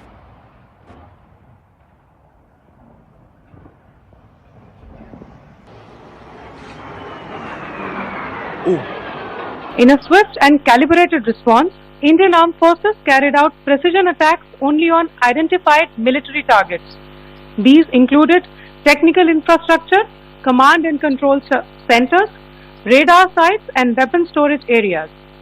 Pakistan military targets at Rafiqi, Murid, Chaklala, Rahim Yar Khan, Sukur and Chunya were engaged using air-launched precision weapons from our fighter aircraft. Radar sites at Pasroor and Sialkot Aviation Base were also targeted using precision munitions. While carrying out these responses, India ensured minimum collateral damage. Pakistan has also attempted to execute a continued malicious misinformation campaign with claims of destruction of Indian S-400 system at Adampur, destruction of airfields at Suratgarh and Sirsa, BrahMos base at Nagrota, RT gun positions at Derangyari and Chandigarh forward ammunition depot, with heavy damages to other military stations being propagated on social media. India unequivocally rejects these false narratives being spread by Pakistan. That was a statement that came in as we discussed the ceasefire, the questions around how Pakistan was brought to its knees to this ceasefire because of the heavy damages caused by India in its response. We have Ambassador Prabhu Dayal, former Indian diplomat, with us. Ambassador Prabhu Dayal, it was not even 12 hours since Pakistan launched attacks on India's military infrastructure by the time the ceasefire was called. So at this stage, tell us, what it felt abrupt, it seemed abrupt, it seemed like it came too quickly. Would you agree with Patikrit Paine that we agreed to the ceasefire a little too early? Well, I have the highest regard for Patikrit. We have done a number of TV discussions earlier, but I don't find myself in agreement with him in regard to the remarks which he made today. Firstly, for instance, he said that we didn't do a good job as regards the press conference. Now, I agree. The press conference was low-key. It was not theatrical. But then, the government doesn't have to be theatrical.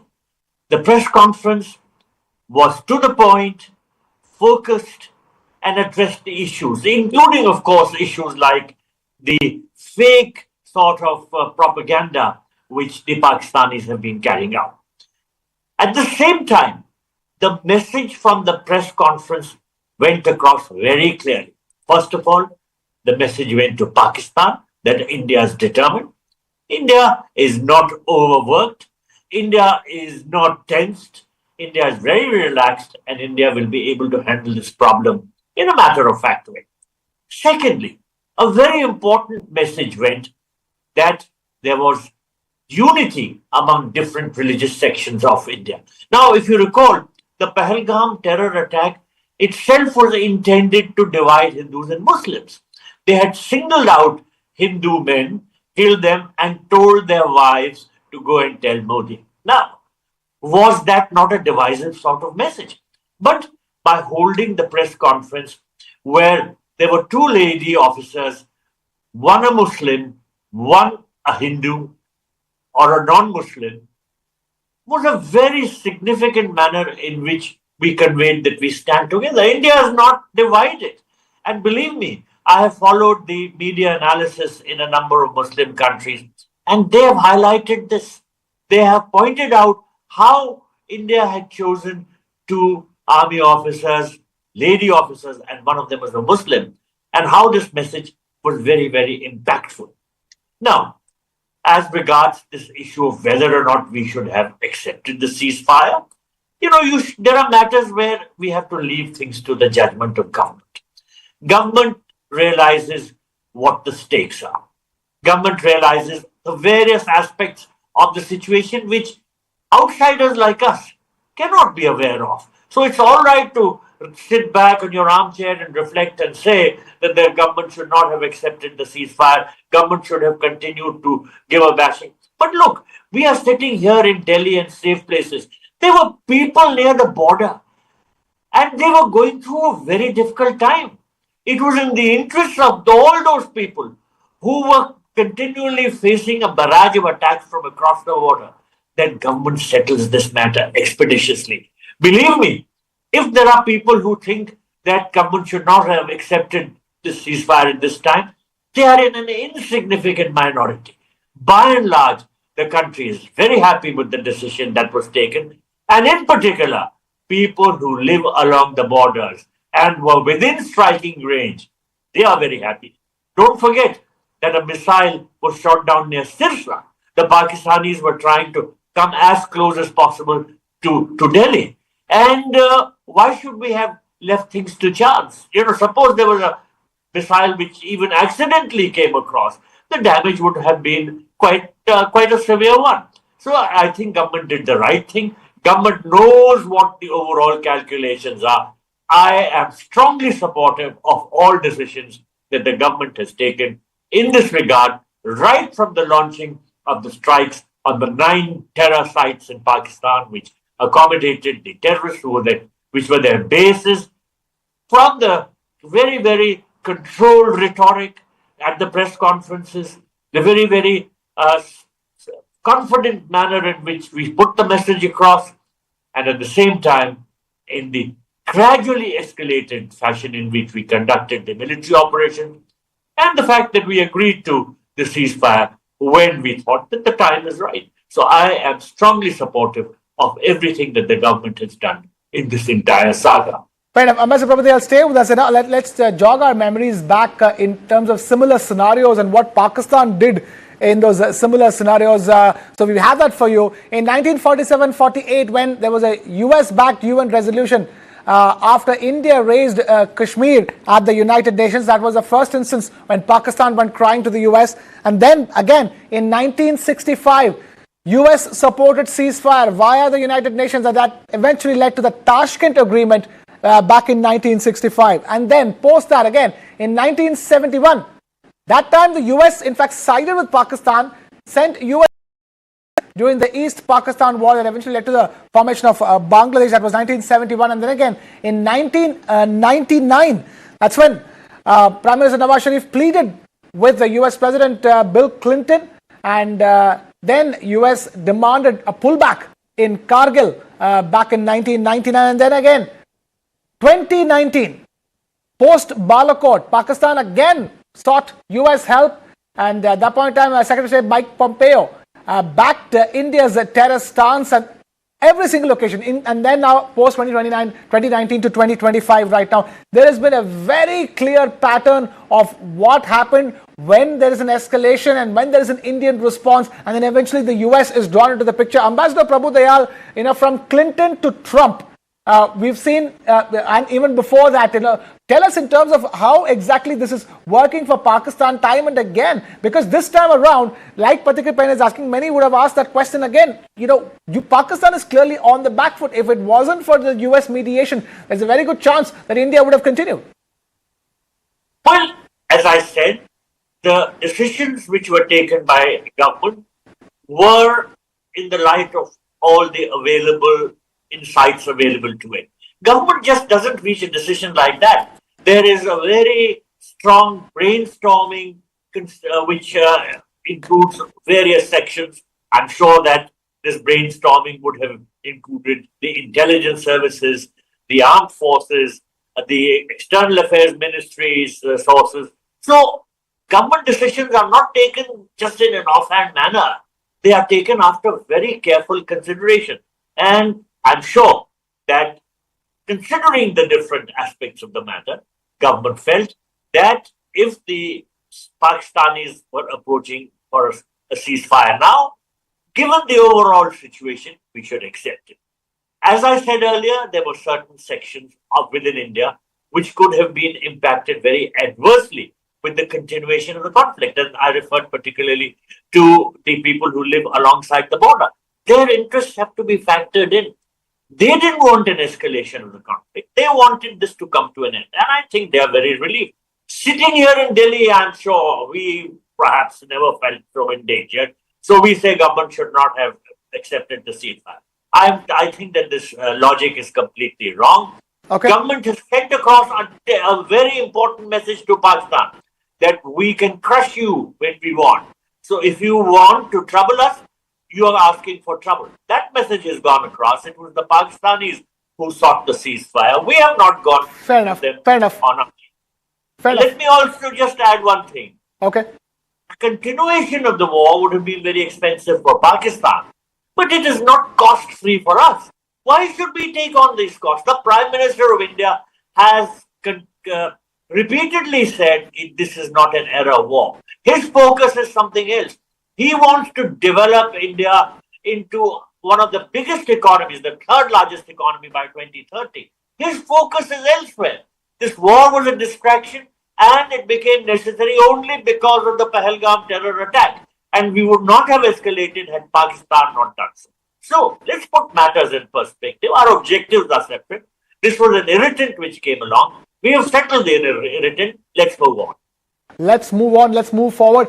Air Marshal VPS Rana, one thing that stands out, as far as Operation Sindoor is concerned, as far as what has transpired in the last 4 days is concerned, is the air deterrence capabilities of India, be it the missiles from Pakistan or the drones from Pakistan. They've been the ones that's crucial when it comes to squeezing Pakistan and pushing them into that corner to make sure that they need this ceasefire far sooner than later, because one is that they don't have the economy, they don't have the money to continue with a long drawn war. That was there on everybody's mind. But to push for the ceasefire, to agree to the ceasefire, to ask for this ceasefire from India in just 4 days, from the time it took down their air defense HQ9 to our ability to cause some serious damage, it's been our air defense, because no Pakistani drone, no Pakistani missile came into Indian territory without being intercepted.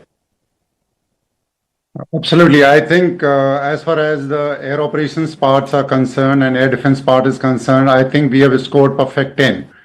As I covered in your programs earlier also, we have focused our operations on effect-based operations. The very precise attack to the point, and just for the keeping it in a right perspective, we achieved the results probably what we had not achieved in 71 war, even in 10 days, 12 days.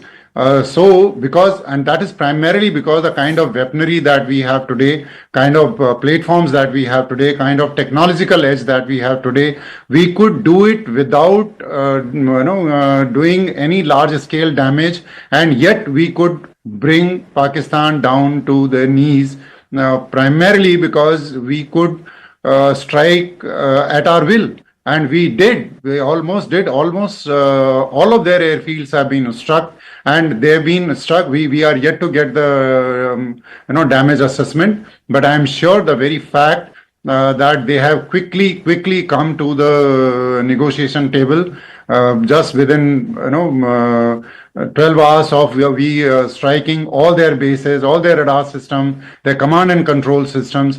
Believe you me, we will not get to know the real picture, but the moment you hit their command and control centers, the moment you hit their air defense system, the moment you hit their air force bases, it has a huge psychological impact. And like I said, we could create this in 71 probably after 10 days of continuous pounding to all this thing, and took a hell of a lot of beating ourselves. And they also did so much of damage to us. They came right up to our airfield. They struck us while we were not still into war, and did so much damage to our inventory of the aircraft, of the radar, of the airfields. Today, none of our airfields got impacted. We have downed there almost every projectile that was thrown at us.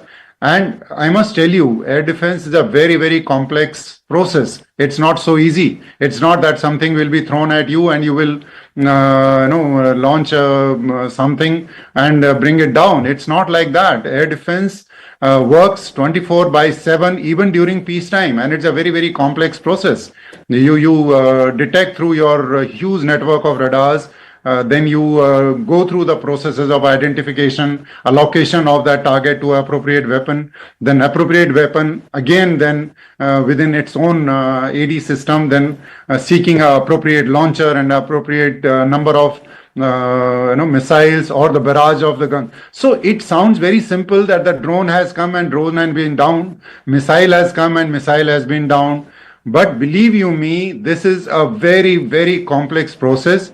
And we have been at top of this game primarily because we have developed all these systems indigenously. We knew our systems inside out. Our people are trained, whether they are working on the air defense systems or on the command and control systems, any which way. So it is not only the weapon system that is available to you, it is also the training that is there to your personnel and their commitment to the job at hand.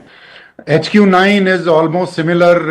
The predecessor of S400 and HQ9 is same, S300. And see what we have done to HQ9, and they, as far as they are concerned, they could only say that yes, we have damaged S400, which was absolutely untrue. So we have achieved in terms of our offensive capability and our air defense capability, which is, I think, unparalleled in modern warfare. Let me tell you, even Israel, with all their sophisticated weapon systems, have got hit. And that similar Hamas style was also demonstrated now by Pakistan, and yet we were able to neutralize all their projectiles, the missiles, the aircraft, whatever came. Aircraft never ever came closer.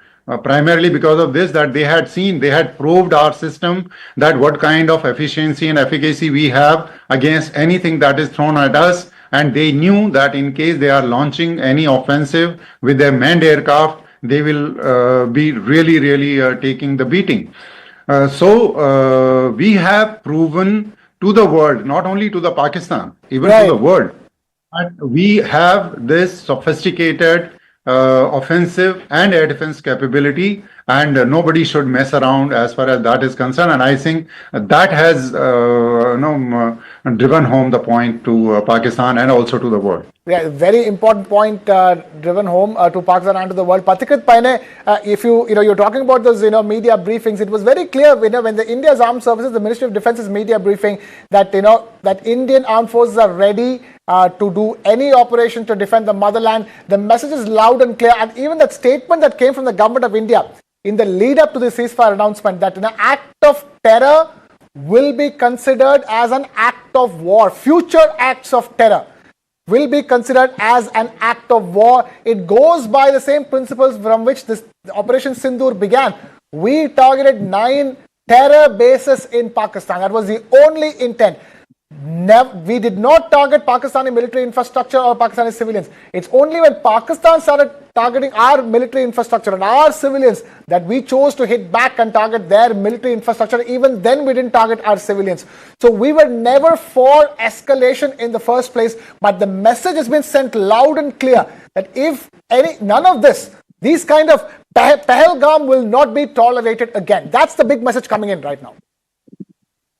Krishna, first of all, I reiterate that I have the highest respect for the government of India, and I can equally understand what Air Marshal Rana talked about, the Akash centered integrated air defense system, 4 and 5 layered, how it operated, and the manner in which in the last 12 hours, Indian Air Force literally played and toyed with the Pakistan airfields.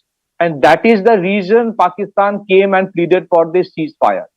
It is not because of the border regions. Today morning, Krishna, I'm sure your channel also showed in Chandigarh, when the administration asked for people to volunteer for civil defense, there was a stampede.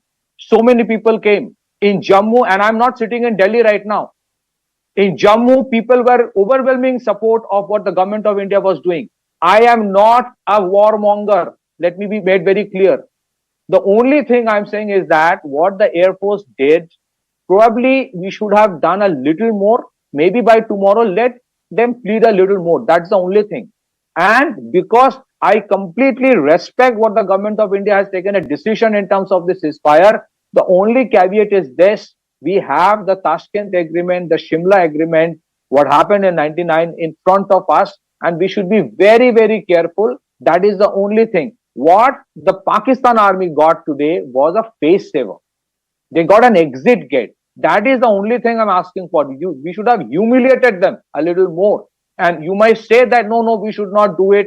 Somebody might say that we are armchairs, we don't understand. But in this era of narrative war, information or disinformation warfare, you're dealing with a rogue state, what they were doing after the Balakot airstrike. They were parading our wing But commander. if you look at that briefing by Ministry of Defense, there are three big takeaways from that briefing. One was the fact that that briefing intended to take down Pakistan's misinformation campaign. Everything from whatever Pakistan's claim that Indian forces attacked mosques on Pakistani soil, that claim was completely debunked. Pakistan claimed that there was damage done to India's S-400 air defense system. That claim was debunked. And also, the same briefing also went on to talk about the kind of damages inflicted upon Pakistan by India with its actions as well. And the third important point was that they are ready for any action from here on.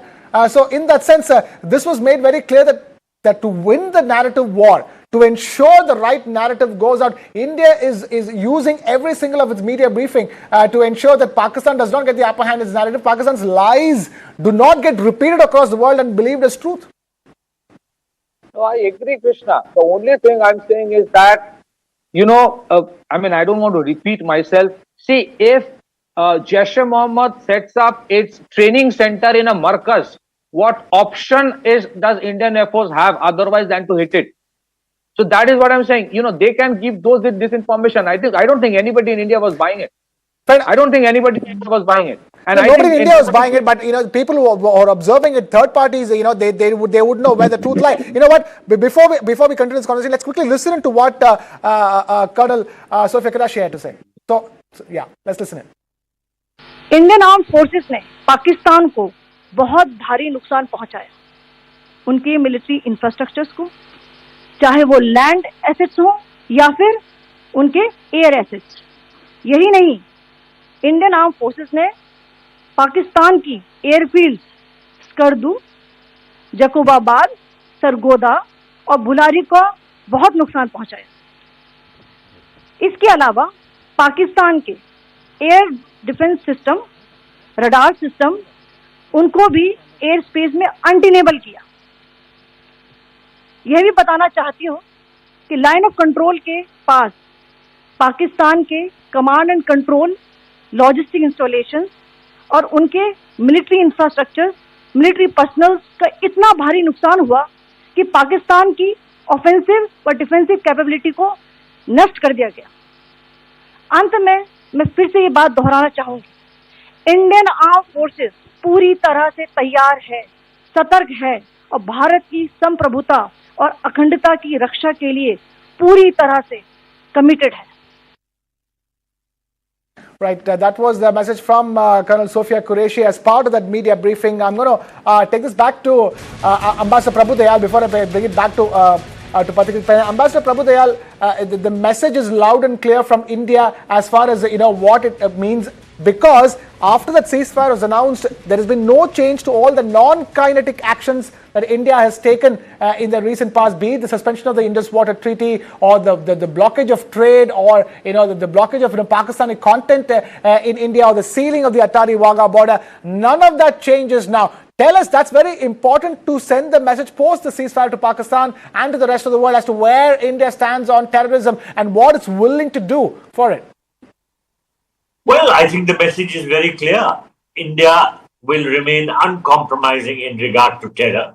And you're right, the non-kinetic steps have not been retracted. Pakistan still will suffer the consequences of the Pahalgam terror attack, which had been sponsored from within Pakistan by, of course, the armed forces and the ISI. Now, what does India want out of a relationship with Pakistan? India has always tried to have a good relationship. But unfortunately, the psyche of Pakistan is such that it wants to keep harming India. Now, the message which has gone across through the recent hostilities has been that India is much stronger and that it is not in Pakistan's interest to wage any sort of warfare. Will Pakistan continue to think like this?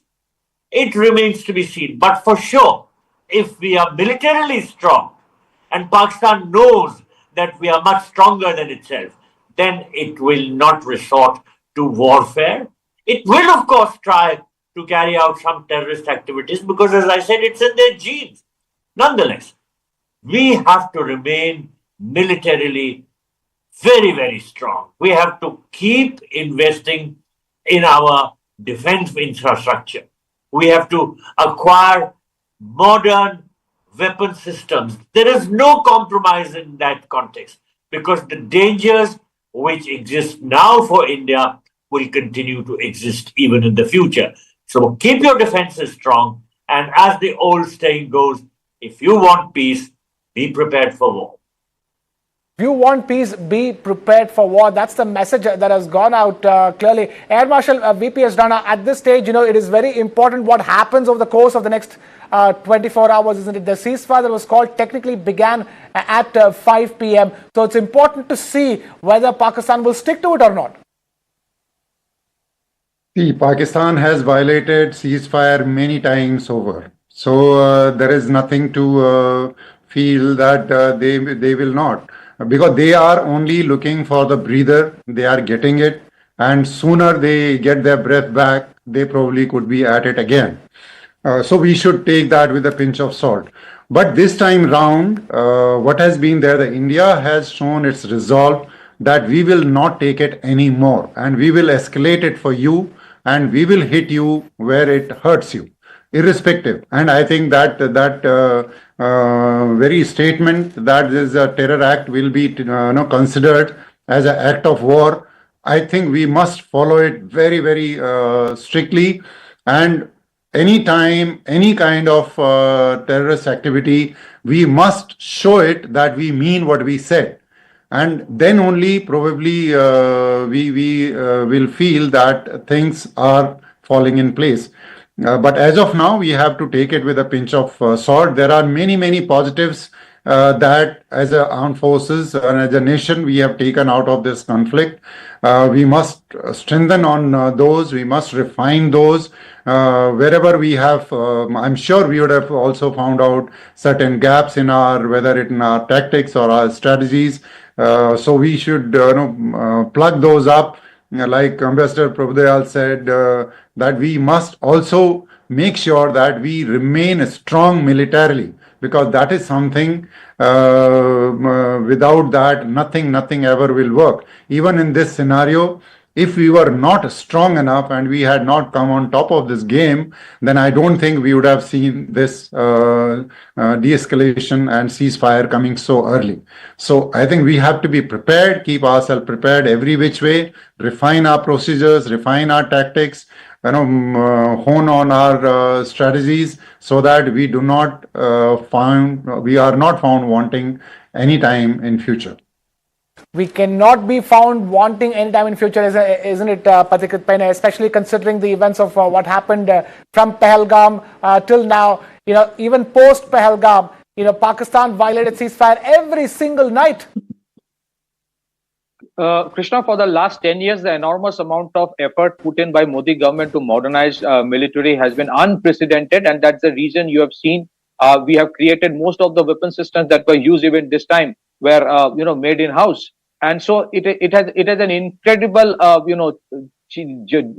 paradigm shift so far as India's industrial ecosystem for defense is concerned. That part is a given. But at the same time, I reiterate, people like me, I've joined, volunteered for the civil defense, and we were all ready for anything the government would have asked for. The only thing I'm saying is that we are not warmongers. I'm not a warmonger. We have complete faith in what the government of India has done. The only contention is this rogue state is like a tumor.